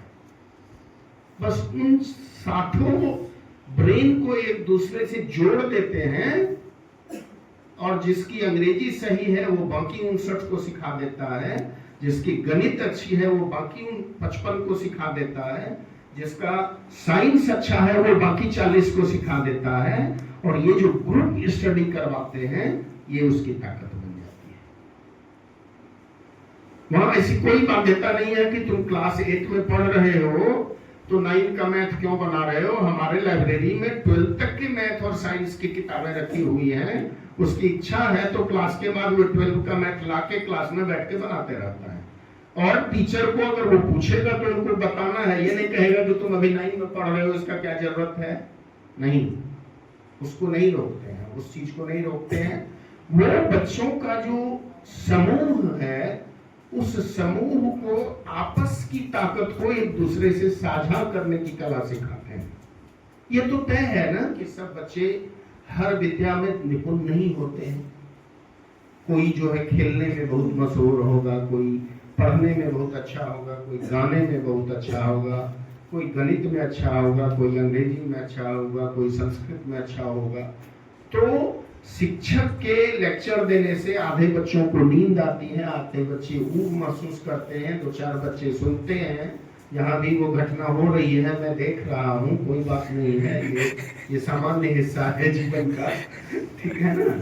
तो लेकिन यही अगर हम लोग इस फॉर्मल सेटअप को भी ब्रेक कर दें और कहें कि चलो 5-5 के झुंड में, एक छोटा सा उदाहरण हम देते हैं कि मान लो निबंध लिखना है तुमको, अंग्रेजी का कोई या हिंदी का ही मान लो निबंध लिखना है, तो एक बच्चा अगर एक पूरा निबंध लिखेगा तो उसे कम से कम 45 मिनट 1 घंटे का समय लगेगा। उसको ज्यादा सोचना पड़ेगा, ज्यादा मेहनत लगना पड़ेगा, है ना। उसको अगर थोड़ा सा बदल के सरलता के लिए हम एक हिंट देते हैं कि मान लीजिए बच्चों को पॉल्यूशन को हिंदी में क्या कहते हैं आप लोग, प्रदूषण पे निबंध आपको लिखना है, तो एक बच्चा अलग अलग लिखेगा तो सबको 1-1 घंटा चाहिए। आप इसको ब्रेकअप कीजिए, प्रदूषण को ब्रेक कीजिए, बहुत आसान हो जाएगा लिखना। प्रदूषण पर अगर निबंध लिखना हो तो हम 3 या 4 पैराग्राफ में लिखेंगे, और उसमें क्या क्या लिखेंगे ये बताओ। पहला तो ये लिखेंगे कि प्रदूषण है क्या, है ना, पहला एक चीज लिखेंगे कि व्हाट इज पॉल्यूशन, ठीक है। दूसरा लिखेंगे प्रदूषण के कारण क्या है, काउजेज ऑफ पॉल्यूशन। तीसरा लिखेंगे प्रदूषण के प्रकार कितने हैं, तो मुख्य रूप से 3 हम लोग मानते हैं, वायु प्रदूषण, जल प्रदूषण और ध्वनि प्रदूषण, यही 3 ना, साउंड पॉल्यूशन, एयर पॉल्यूशन और वाटर पॉल्यूशन। तो कितना हो गया, 3 यहाँ हो गया, ऊपर 2 हो गया कि पॉल्यूशन क्या है, पॉल्यूशन का कारण क्या है, और पॉल्यूशन के 3 प्रकार हैं। 5 हो गया, 5 छोटा छोटा पैराग्राफ। अब आते हैं कि पॉल्यूशन के प्रभाव क्या है, प्रदूषण के प्रभाव क्या है हमारे जीवन में। 6 हो गया, और प्रदूषण को हम कम कैसे कर सकते हैं। 7 हो गया, हम 7 बच्चों का समूह बना दें और 7 बच्चे को सिर्फ एक चीज पे लिखने कहें कि तुम लिख दो प्रदूषण क्या है, तुम लिख दो प्रदूषण का कारण क्या है, तुम वायु प्रदूषण पे लिख दो, तुम ध्वनि प्रदूषण पे लिख दो, और तुम जल प्रदूषण पे लिख दो, तुम प्रदूषण के प्रभाव पर लिख दो, और तुम प्रदूषण के निवारण पे लिख दो, और सातों बैठ के उसको पढ़ लो। 15 मिनट में एक निबंध तैयार हो गया प्रदूषण पर, जिससे बेहतर कोई नहीं लिख सकता है। तो समय बचाना मेरा। और क्या हुआ फायदा कि सातों को सिर्फ एक पॉइंट पे सोचना पड़ा, उसकी ऊर्जा का संरक्षण हुआ, आंतरिक ऊर्जा का भी संरक्षण हुआ, और उस एक बिंदु पे उसका सोच बेहतर हुआ, वो मैक्सिमम दे पाया उस बिंदु पे। और एंड में क्या हुआ कि 10 मिनट में उन विचारों का जब आपस में हमने बंटवारा कर लिया, साझा कर लिया, तो सातों के विचारों से क्षण के जो एक नया विचार पैदा हुआ, वो एक बहुत सुंदर लेख में परिवर्तित हो गया ना। तो ये ताकत अगर आप लोग आपस में डेवलप कर लीजिए, जहां भी गांव है आपस में मिलने जुलने का माहौल रहता है, किसी भी चीज के लिए एक ग्रुप बना लो आपस में कि मैथ पढ़ना है इस समय, चलो चारों पांचों बैठ के पढ़ाएंगे, साइंस पढ़ना है चलो इस समय चारों पांचों बैठ के पढ़ाएंगे। तो हो सकता है कि जो इसके समझ में नहीं आए वो बता दे रहे ऐसे करो, जो उसके समझ में नहीं आए वो बता दे। तो ये संगठित ताकत जो है तुम्हें तुम्हारे एकेडमिक परफॉर्मेंस को बेहतर बनाने में काफी मदद करेगा, है ना। अकेले तो जो है थोड़ा सा परेशान होता है, लोग थकता है, बोर होता है, और तब जो है मोबाइल की तरफ नजर जाता है। और एक मूल बात तो मैं सबसे कहना चाहता हूं कि मोबाइल से दूरी बना के रखो। रील बनाने की प्रथा अभी बहुत ज्यादा है जो देखते हैं, तो अभी तो थोड़ा सा घूमने में मन लगेगा, लेकिन कुछ दिन के बाद जिंदगी भर इस तरह से रील की तरह घुमाते रहेगी कि फिर घूमने का वक्त नहीं मिलेगा। इसलिए अभी दूरी रखो, बाद में अच्छा रहेगा। और कंसंट्रेशन के लिए तो तुम्हारा मूल मंत्र तुम्हारे पास है। तुम गायत्री में जो पहला शब्द बोलते हो वो क्या है? इस ओम का उच्चारण तुम आंख बंद करके और करो, थोड़ा जो लंबा सांस लेके किया जाता है, तो तुम देखोगे कि नीचे से ऊपर तक पूरे शरीर में एक वाइब्रेशन क्रिएट होता है। ओम की ताकत वही वाइब्रेशन है, वही थेरेपी है। वो आपके नीचे से ऊपर तक के सारे तंत्र तंत्रिकाओं को झंकृत करते हुए कंसंट्रेशन को डेवलप करने के लिए तैयार करता है। तो लंबा समय हुआ, और अगर आप लोगों को कुछ पूछना है तो पूछिए। बाकी शॉर्टकट किसी चीज का नहीं है, पढ़ने का तो बिल्कुल शॉर्टकट नहीं है, इसलिए शॉर्टकट के चक्कर में नहीं रहिए, मेहनत कीजिए, और मेहनत का कोई विकल्प नहीं है। थम ठोक खेलता है जब मेरे पर्वत के जाते पांव उखड़, मानव जब जोर लगाता है पत्थर पानी बन जाता है ना। तो इस चीज को याद रखिए, मेहनत कीजिए, भविष्य में बेहतर करिए। आप लोगों के लिए शुभकामना है मेरी। और 6ठी क्लास के नीचे जो बच्चे हैं वो हमारे बीच आइए, तो इस याद को याद रखिएगा, याद करिएगा कि सर आप आए थे बजला, तो खुशी होगी हमको।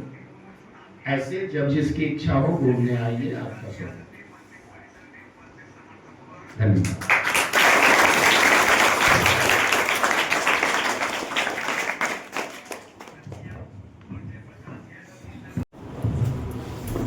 सर मेरा नाम कीर्ति आर्या है, मैं क्लास 11 की छात्रा हूँ। मेरा आपसे यह प्रश्न है कि हम ग्रामीण जीवन के छात्र कैसे टॉपर बन सकें, आप कुछ उसके लिए उपदेश बताइए। तो मैंने बताया कि ग्रुप स्टडी करो, और प्रत्येक विषय में जो टेक्स्ट बुक है उसको तो जरूर पढ़ो। अभी हम लोग क्या करते हैं, वो पढ़ने की बात करते हैं और खरीदते हैं कौन सा वो एटम बम और कौन कौन बम परीक्षा के समय में बिकता है, पतला पतला 8-10 पेज वाला। उसको पढ़ के परीक्षा देते हैं, तो वो नहीं। शुरू से पूरी किताब को पढ़िए, 2 से 3 बार पढ़िए, और सच पूछो तो 9, 10 या मैट्रिक को हम मानते हैं स्टैंडर्ड, मैट्रिक में टॉप करना ये बहुत बड़ी बात नहीं है, ये बहुत बड़ा टास्क नहीं है, ये बहुत बड़ा टास्क नहीं है। लेकिन नंबर एक सिर्फ जो है सो मानसिक संतुष्टि, क्षणिक संतुष्टि है कि हमको इतना % आया। उसके लिए रास्ता वही है कि आप प्रत्येक विषय को नियमित रूप से शुरू से पढ़ें। जिस विषय को आप कमजोर समझते हैं अपने से कि मैं कमजोर हूँ उस विषय में, उस पर आप थोड़ा ज्यादा समय दें, और जिस विषय में आपको लगता है कि हमारे लिए ये ठीक है उसमें थोड़ा कम समय दें। लेकिन नियमित रूप से पढ़ना, लिखना और अभ्यास करना ये जरूरी है, क्योंकि पढ़ने से, टेक्स्ट पढ़ने से एक चीज तो तय हो जाएगा कि प्रत्येक विषय का 50 नंबर जो ऑब्जेक्टिव है वो कंफर्म हो जाएगा, उसमें गलती नहीं है। बाकी 50 में इतने विकल्प होते हैं कि 5 में से 2-3 का तो सवाल का उत्तर पता होगा। लेकिन वही नियमित पढ़ाई जो होती है, हम वो कछुए खरहे की कहानी पढ़ते हैं, उससे सीख ये लीजिए कि हमारे अंदर जो एक वो उसको लेथार्जी कहते हैं, हिंदी के शब्द को मैं नहीं बता सकता हूँ, आलस्य कह सकते हो लेथार्जी। और एक वर्ड है प्रोक्रेस्टिनेशन का मतलब होता है आज के काम को कल पे टाल देना। जैसे मान लो कि पढ़ाई शुरुआत हम करते हैं मार्च से, नए सेशन का कब होती है परीक्षा? मार्च में, फरवरी में परीक्षा मार्च से शुरू करते हैं या अप्रैल से शुरू करते हैं। तो अप्रैल में जब नए क्लास में हम गए, 10 में गए, तो सोचे अरे बोर्ड परीक्षा तो मार्च में, अभी से क्या माथा खराब करना है, अभी थोड़ा मस्ती करो, खेलो कूदो, ये वो। मार्च निकल गया, अप्रैल निकल गया, मई निकल गया, जून निकल गया, जुलाई में गर्मी आ गई, अगस्त में वर्षा आ गई, सितंबर अक्टूबर में छठ माता आ गई, दिवाली आ गया, दुर्गा पूजा आ गई। पढ़ न लेंगे यार, क्या अभी बहुत समय है। ये प्रवृत्ति जो है लास्ट में वो एटम बम और अलका बम खरीदने के लिए प्रेरित करता है कि अब क्या, अब तो कोई उपाय नहीं है। तो इसलिए उसको शुरू से ही, अभी भी जैसे अभी सितंबर अक्टूबर का महीना है, फरवरी में परीक्षा है, तो अभी से भी हम उसको प्लान कर सकते हैं कि हमको इतना पढ़ना है और 30 जनवरी 31 जनवरी तक हमको इस क्वांटिटी में रोज पढ़ना होगा। और उसमें प्रायोरिटी ये तय करनी होगी, हम अगर बाजार 100 रुपया लेकर जाते हैं और सामान खरीदना हो, थोड़ी सी माँ के लिए दवाई खरीदनी हो, अपने लिए एक जो है सो कलम खरीदना हो, और फिर जो है सो बारात जाने के लिए एक बढ़िया सा कोट खरीदना, तो 100 रुपए में बाजार जाने पे पता चला कि भाई ये तीनों सामान तो हम खरीद नहीं पाएंगे, तो पहला हम क्या खरीदेंगे? पहला तो माँ की दवाई खरीदेंगे हम, भाई वो सबसे ज्यादा जरूरी है। उसके बाद हम कलम खरीदेंगे और पैसा बचेगा तो कोट खरीदेंगे, नहीं तो नहीं कर देंगे, क्या दिक्कत। बारात बिना कोट का जाएंगे तो भी पत्तल पे पूरी सब्जी तो मिलेगा, है ना। तो पढ़ाई में भी इस व्यवस्था को लागू करना होगा। दिन भर में आपको बहुत सारे काम होते हैं, थोड़ा सा मोबाइल में यूट्यूब देखना है, थोड़ा सा दोस्तों के साथ घूमना है, थोड़ा सा क्रिकेट भी खेल लेना है, थोड़ा सा घूम भी लेना है, समय थोड़ा बचेगा तो पढ़ लेना है। इसको उलटिए, इस व्यवस्था को उलटिए कि पहले पढ़ लेना है, फिर समय बचेगा तो दोस्तों के साथ थोड़ा घूम लेना है, नहीं बचेगा तो वो छूटेगा, पढ़ाई नहीं छूटेगी। हम क्या करते हैं कि बाकी सारे कार्यों को करते हैं, पढ़ाई तो छोड़ो ना, आज क्लास पढ़ाई कर लो, अरे वहाँ कॉल में चलो ना, देख लेते हैं, हमको मैथ बनाना है, कल बना लेना ना, छोड़ दो। हम मान जाते हैं, हम इस बात को मान जाते हैं, चलो कल मैथ बना लेंगे, आज फुटबॉल मैच देख लेंगे। नहीं, हमको आज ये करना है, तो ये कर लेंगे, समय बचेगा तब हम कुछ करेंगे। ये बहुत जरूरी है बेटा। और अगर इस कमिटमेंट के साथ, इस निष्ठा और समर्पण के साथ आप तैयारी कीजिएगा, तो आपको उस टॉपर्स की लिस्ट में टॉपर और टॉपर्स में अंतर है। टॉपर एक होगा, टॉपर्स कई होंगे, तो उस श्रेणी में आपको जाने से कोई नहीं हो पाएगा। नियमित लिखने का अभ्यास कीजिए, पिछले 2-4 साल के प्रश्नों को लीजिए, जमा कीजिए, बाजार में मिलता है क्वेश्चन बैंक, और उन सारे प्रश्नों को लिखने का अभ्यास कीजिए। उससे 2-3 चीजें आपको आएंगी। समय का प्रबंधन होगा कि भाई हमको 2 घंटे में पूरा प्रश्न कैसे हल कर लेना है। दूसरा क्या होगा, प्रेशर मैनेजमेंट आप सीखिएगा। परीक्षा का जो प्रेशर होता है दिमाग में कि भाई ये करना है वो करना है, वो हड़बड़ाहट खत्म होगी। Practice makes a man perfect. जब अभ्यास करिएगा तो उससे आपकी जो है वो आपका स्किल डेवलप होगा। और परीक्षा के समय कुछ चीजों का ध्यान ये रखना होता है कि 2-3 चीजें चल रहे हैं, बना रहे हैं, एक कठिन प्रश्न सामने आ गया, अब वहां दिमाग थोड़ा सा उलझा, इसका तो नहीं जान रहे हैं। अब उसमें 2 स्थिति है। एक स्थिति ये है कि हम उसी प्रश्न पे उलझे रह गए कि अब इसको क्या करें, कैसे होगा, क्या करें, ही छूट जाएगा। नहीं, पैनिक नहीं करना है। वहां जैसे ही दिमाग ये हिंट करे कि इसमें थोड़ी सी परेशानी हमको हो रही है, नेक्स्ट पे जाइए, उसको छोड़ दीजिए तुरंत। डोंट वेस्ट योर टाइम, समय बर्बाद नहीं करिए वहां। और ऐसे करते करते एंड तक जाइए, फिर पलट के वापस आइए कि अब 99 को तो देख लिया, अब आखिरी इसको देखना है, और जो बाकी बचा समय उसमें देखे तो देखे, नहीं तो 99 भी कम नहीं है। ठीक है ना, ये स्ट्रेटेजी रखनी है। और निरंतरता बहुत जरूरी है, लगातार अध्ययन करना है, थोड़ा थोड़ा ही सही। एक दिन खरहे की तरह दौड़ के 3 दिन कछुए की तरह सोना नहीं है। लगातार चलते रहना है, लगातार पढ़ते रहना है। 4 से 6 घंटा हम बता देते हैं, 4 से 6 घंटा अपने दिन को 3 भाग में बांट दो, काफी है। 24 घंटे का वक्त है तुम्हारे पास। 8 घंटा अपने स्वास्थ्य के लिए, खाओ पियो सो आराम करो। 8 घंटा अपनी पढ़ाई के लिए, और 8 घंटा में जो चाहो तुम सो करो। 8 घंटा अगर पढ़ लिए तो कोई नहीं रोक पाएगा, लेकिन ये नहीं कर पाते हैं तो उसी की परेशानी होती है। मैं क्लास 10 में पढ़ती हूँ, और मैं अपने पढ़ाई के साथ और किन बातों को ध्यान में रखना चाहिए? बड़ा अच्छा प्रश्न पूछा। पढ़ाई के अलावा एक कोई ऐसा काम जरूर करो जिसमें तुमको मन लगे, और मन से भी ज्यादा मन लगे। कोई एक काम ऐसा जरूर करो। ये कुछ भी हो सकता है। देखो, तुम पेंटिंग कर सकती है, तुम खेल सकती है, तुम गाने गा सकती है, तुम कुछ चित्रकारी कर सकती है, तुम जो चाहो, तुम कुछ हस्तकला सीख सकती है, सीने बुनने का काम, जो भी हो, कुछ भी एक काम ऐसा करो।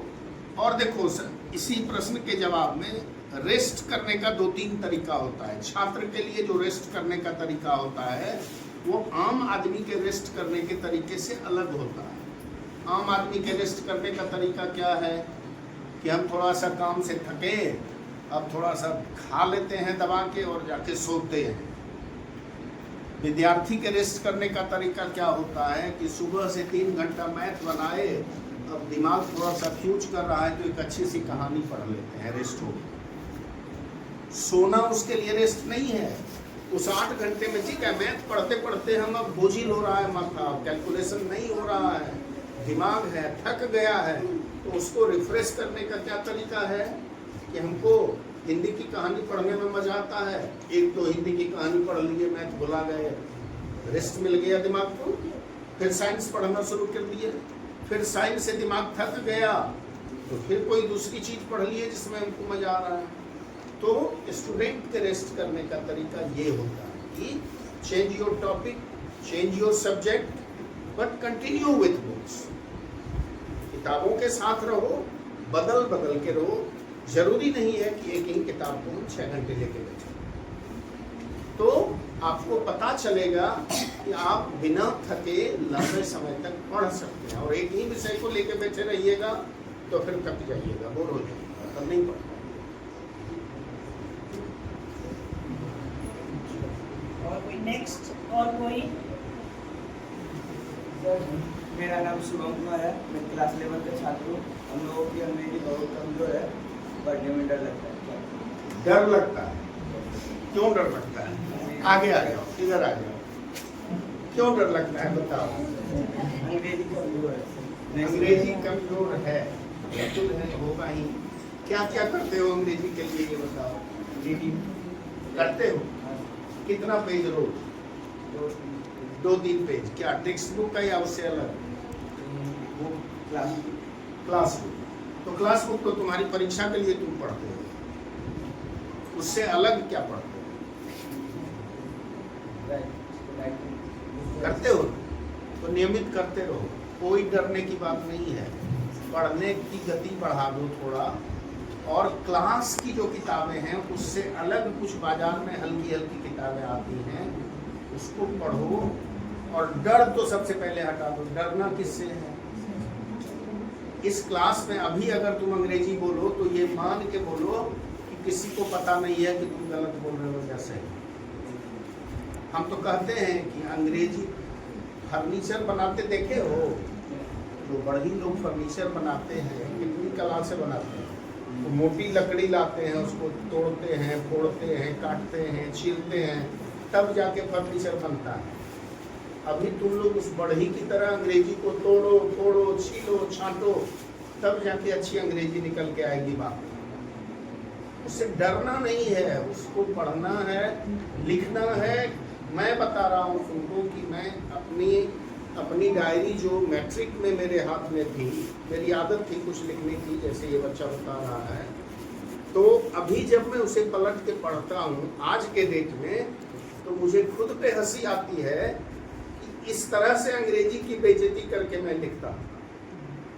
लेकिन अब वो था हो गया, वो लगातार जब होते रहेगा तो वो हम जब पैदा होते हैं तो चल नहीं पाते, 2 साल 1 साल के बाद चलना शुरू करते हैं, और चलने के पहले कई बार गिरते हैं, और गिर के चलना छोड़ दें तो नहीं चल पाएंगे। इसलिए अंग्रेजी से डरना जब तक जारी रहेगा तब तक अंग्रेजी सीख नहीं पाओगे।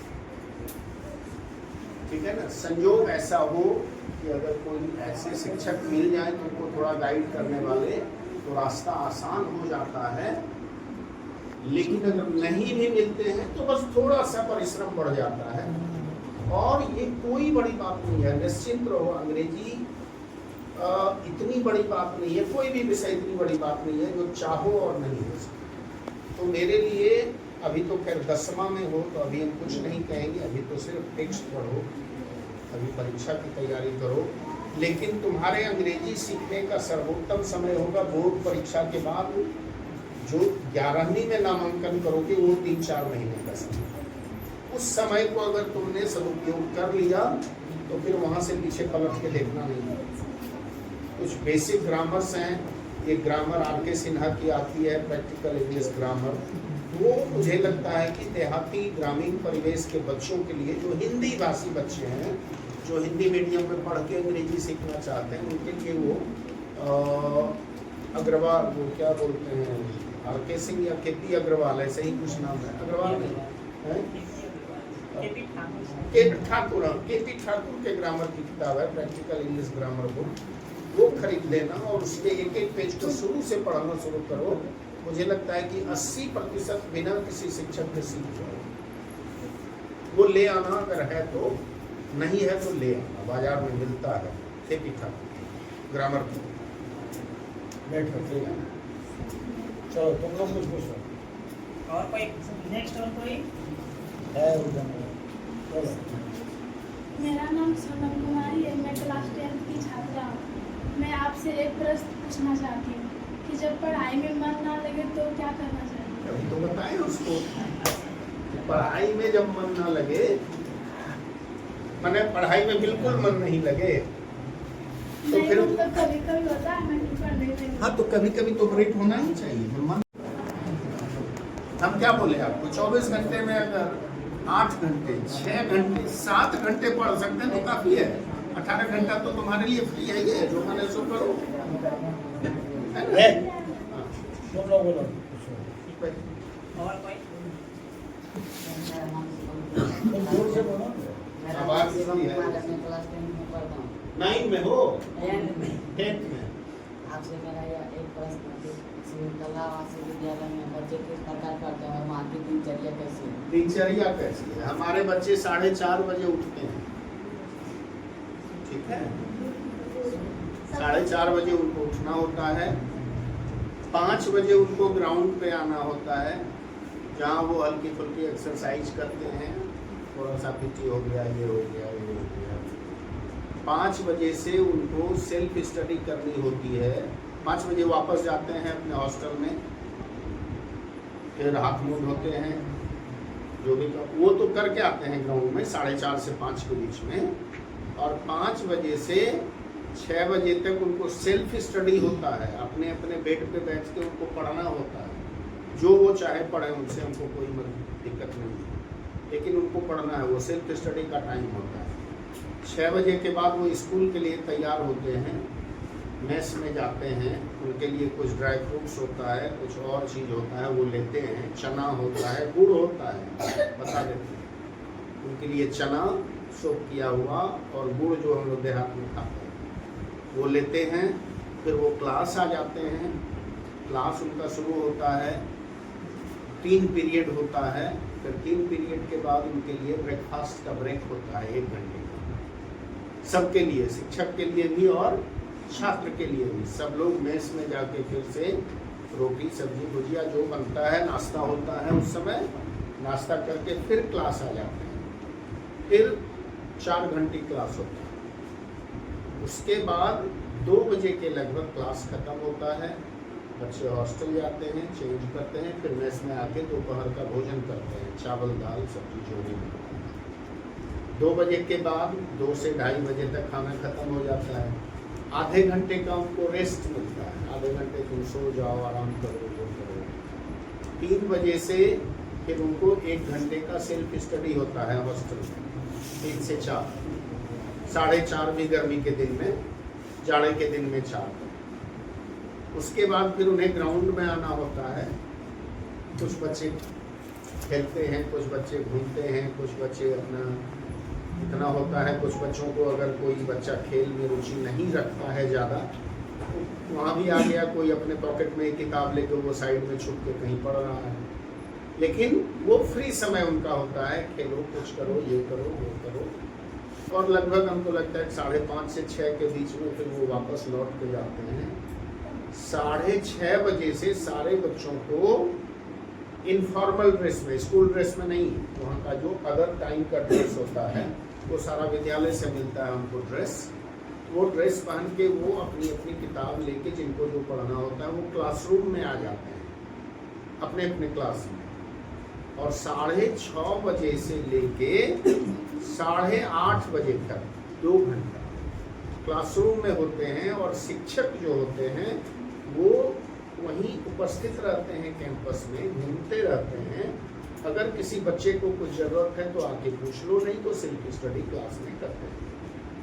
8:30 बजे से 9 बजे तक का समय जो होता है बच्चों के लिए, उनको कोई डिसिप्लिन हम लोग नहीं देते हैं कि तुमको चुप रहना है, तुमको पढ़ना है, वो हम लोग कहते हैं डिस्कशन टाइम। उसमें अलाउ होता है बच्चे को क्लास में कि जिसको जिससे जो बातचीत डिस्कशन करना हो, गाली गलौज छोड़ के, वो फालतू की बात छोड़ के, जो जिसको जिससे डिस्कस करना हो करो, आधे घंटे आपस में क्लास में।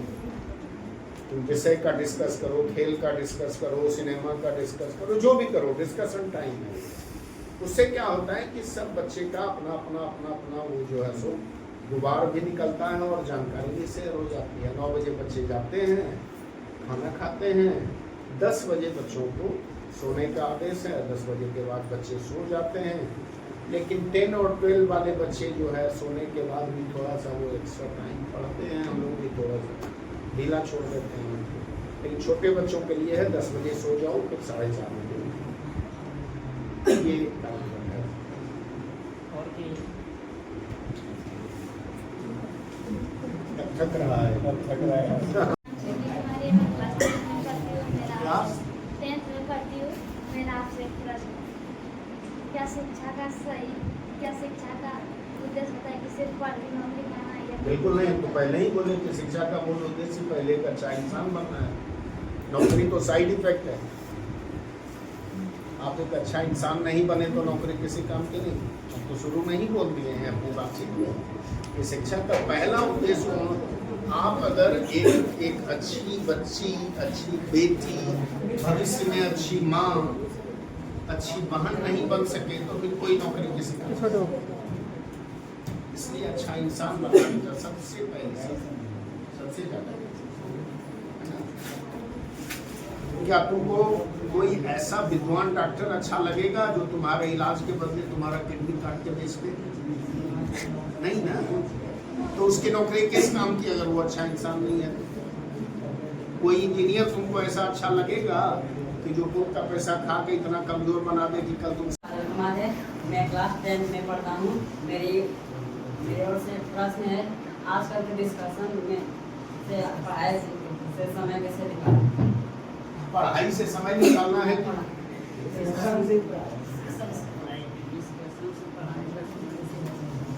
क्या प्रश्न है?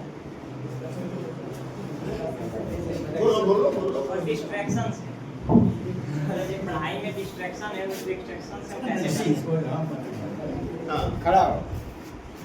क्या डिस्ट्रैक्शन है? क्या प्रॉब्लम है? मोबाइल है या घर में काम है या कोई माहौल है, कुछ और कारण है? घर में झगड़ा पहले तो डिस्ट्रैक्शन पहचानना होगा कि क्या डिस्ट्रैक्शन है। बोलो।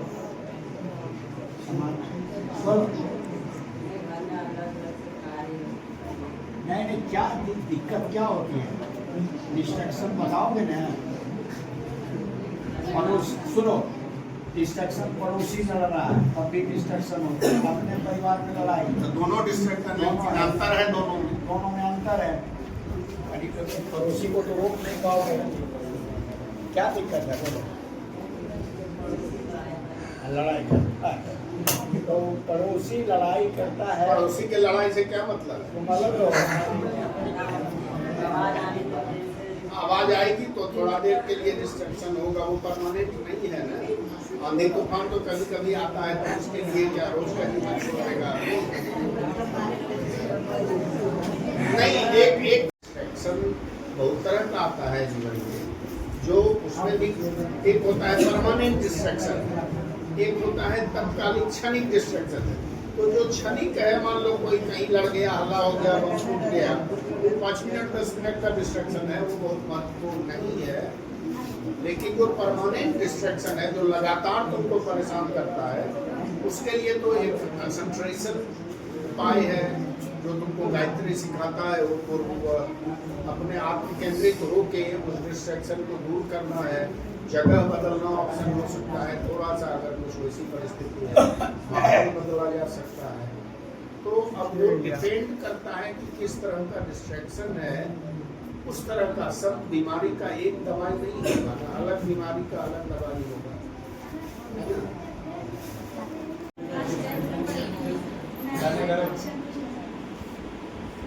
अच्छा इंसान और सफल अच्छा इंसान और सफल व्यक्ति बनने का कुछ उपाय बताएं। तो बैठो। अच्छा इंसान तो खैर बता ही चुके हैं, एक बार फिर से बताते हैं कि अच्छा इंसान तो हम उसी को कहेंगे ना जो सब चीज़ों को सकारात्मक तरीके से देखे, सोचे, सबके लिए उसके दिल में प्रेम का भाव हो, अच्छे विचार हो, अच्छे काम हो, सहायता का भाव हो, जरूरत पड़े तो। अब रहा कि सफल होने के लिए, तो ये अलग अलग जगह पे अलग अलग तरह का पैमाना होता है। अब तुम्हारे लिए सफलता क्या है, पहले ये जानना जरूरी होगा, है कि नहीं? तुम्हारे लिए सफलता क्या है ये जानना जरूरी इसलिए होगा कि जब तक तुम्हें ये पता नहीं है कि हमको किस मामले में सफल होना है या तुम्हारे लिए सफलता क्या है। जो शिक्षा प्रेमी होता है वो जब एक नए ज्ञान को प्राप्त करता है किताब को पढ़ के, तो वो खुद को सफल मानता है। एक जो अच्छा डॉक्टर होता है वो उसका ऑपरेशन जब सफल हो जाता है तो वो खुद को सफल मानता है ना।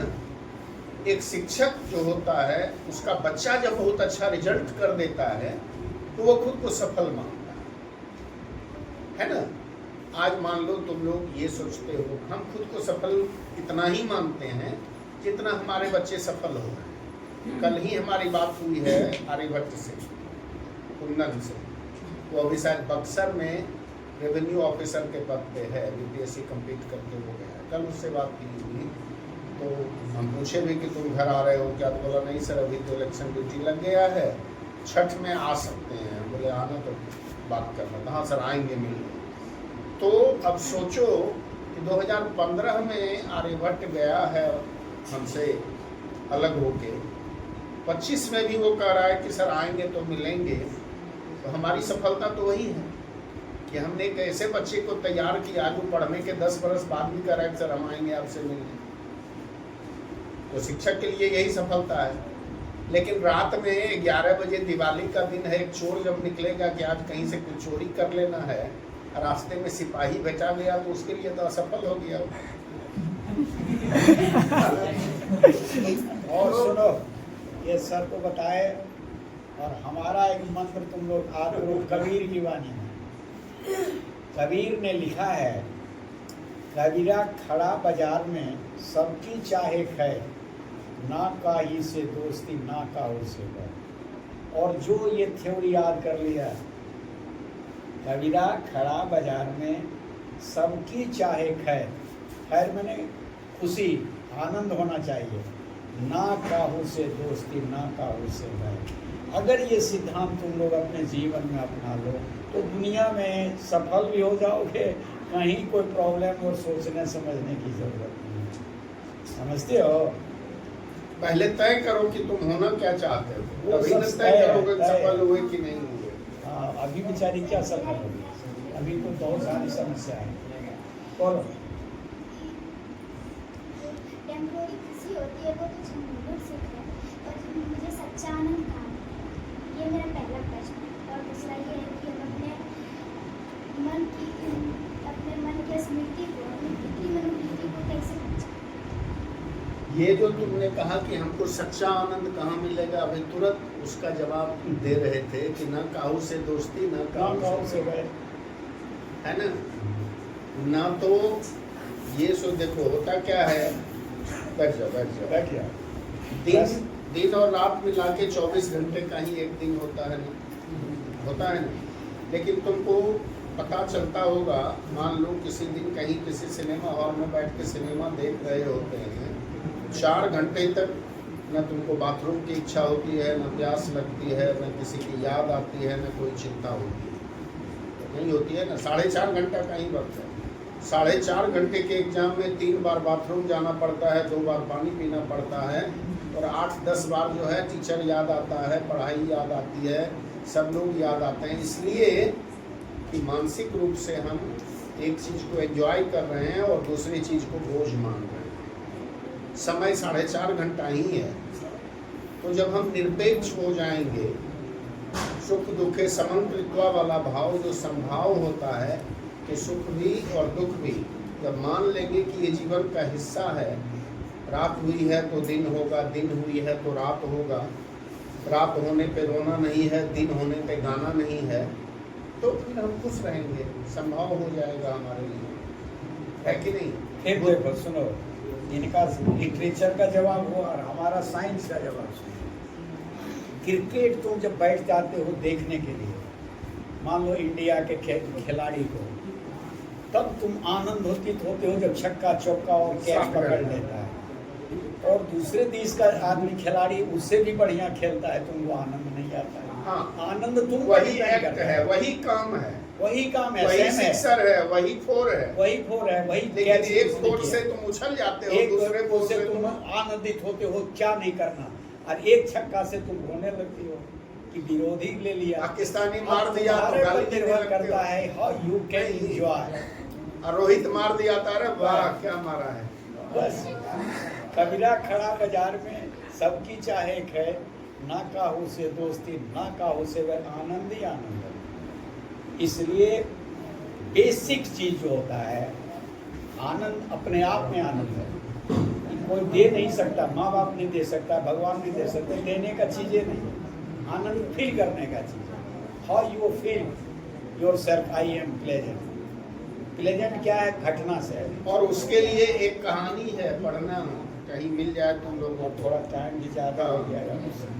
लियो टॉल्स्टॉय की एक कहानी है 3 क्वेश्चंस, ठीक है ना, वो पढ़ना। उसमें पूछा गया है, और तुम लोग भी सब लड़का सब लजाता का है, देखो ये सब बहुत अच्छा अच्छा क्वेश्चन पूछी। बोला देखो, बोलो मेरा नाम स्वरूप कुमार। क्या पूरा बोलो। रोहित कक्षा 7 7, बहुत अच्छा, चलो। मेरा प्रश्न ये है कि मैं कुछ भी याद करता हूँ तो 3 दिन से ज़्यादा याद ही नहीं रहता। याद नहीं रहता। चौथे दिन फिर उसको याद करो। हाँ फिर नहीं, ठीक है, हम बताते बैठो। तुम ये बताओ कि तुमको किसी लड़के ने एक दिन गाली दिया, ये कितना दिन तक याद रहता है? अभी तक नहीं बोलो भूले नहीं। हैं, अभी तक नहीं भूले हैं। कभी भूलोगे? भूल गया तब तो हो गया, तब तो तुम्हारा कल्याण है। अब तो तुमको कभी नहीं दुख होगा। तुम अगर गाली नहीं भूल सकते हो, समझ रहे हो, तुमको किसी ने मारा और तुम भुला गया, तब पढ़ाई भी भुला जाओगे। गाली और मार जब कोई भूल नहीं पाता है तो पढ़ाई कैसे भूलेगा रे?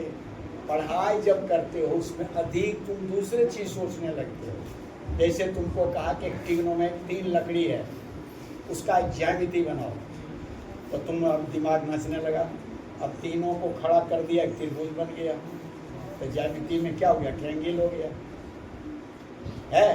तुमको 4 लकड़ी दिया, तो तुमको बोला कि इसका क्या क्या तुम बना सकते हो, तो तुम बना दोगे। अगर चारों बराबर है तो क्या बनेगा? वर्ग बन जाएगा। छोटा बड़ा है 2 ठो एक साइज का, 2 ठो एक, तो उसका रेक्टेंगल बन जाएगा। अगर 2 टेढ़ा मेढ़ा है, 2 ठो है, तो ट्रेपीज बन जाएगा। तो ये निर्भर करता है तुम्हारे सोच पर।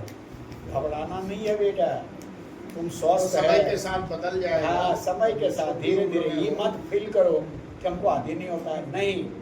तुम मन से जिसमें पढ़ते हो, बस पढ़ाई पर ध्यान दो, देखो कि तुमको सब चीज़ याद हो जाए।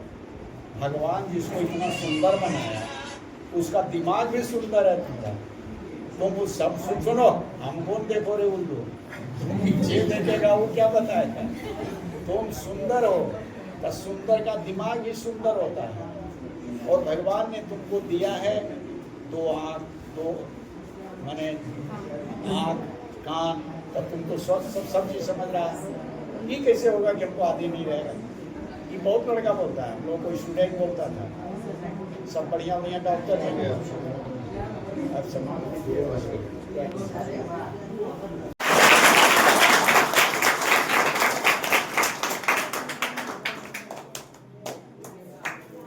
इससे सच्चा मित्र कोई दूसरा नहीं होगा, इसको मित्र बना लो।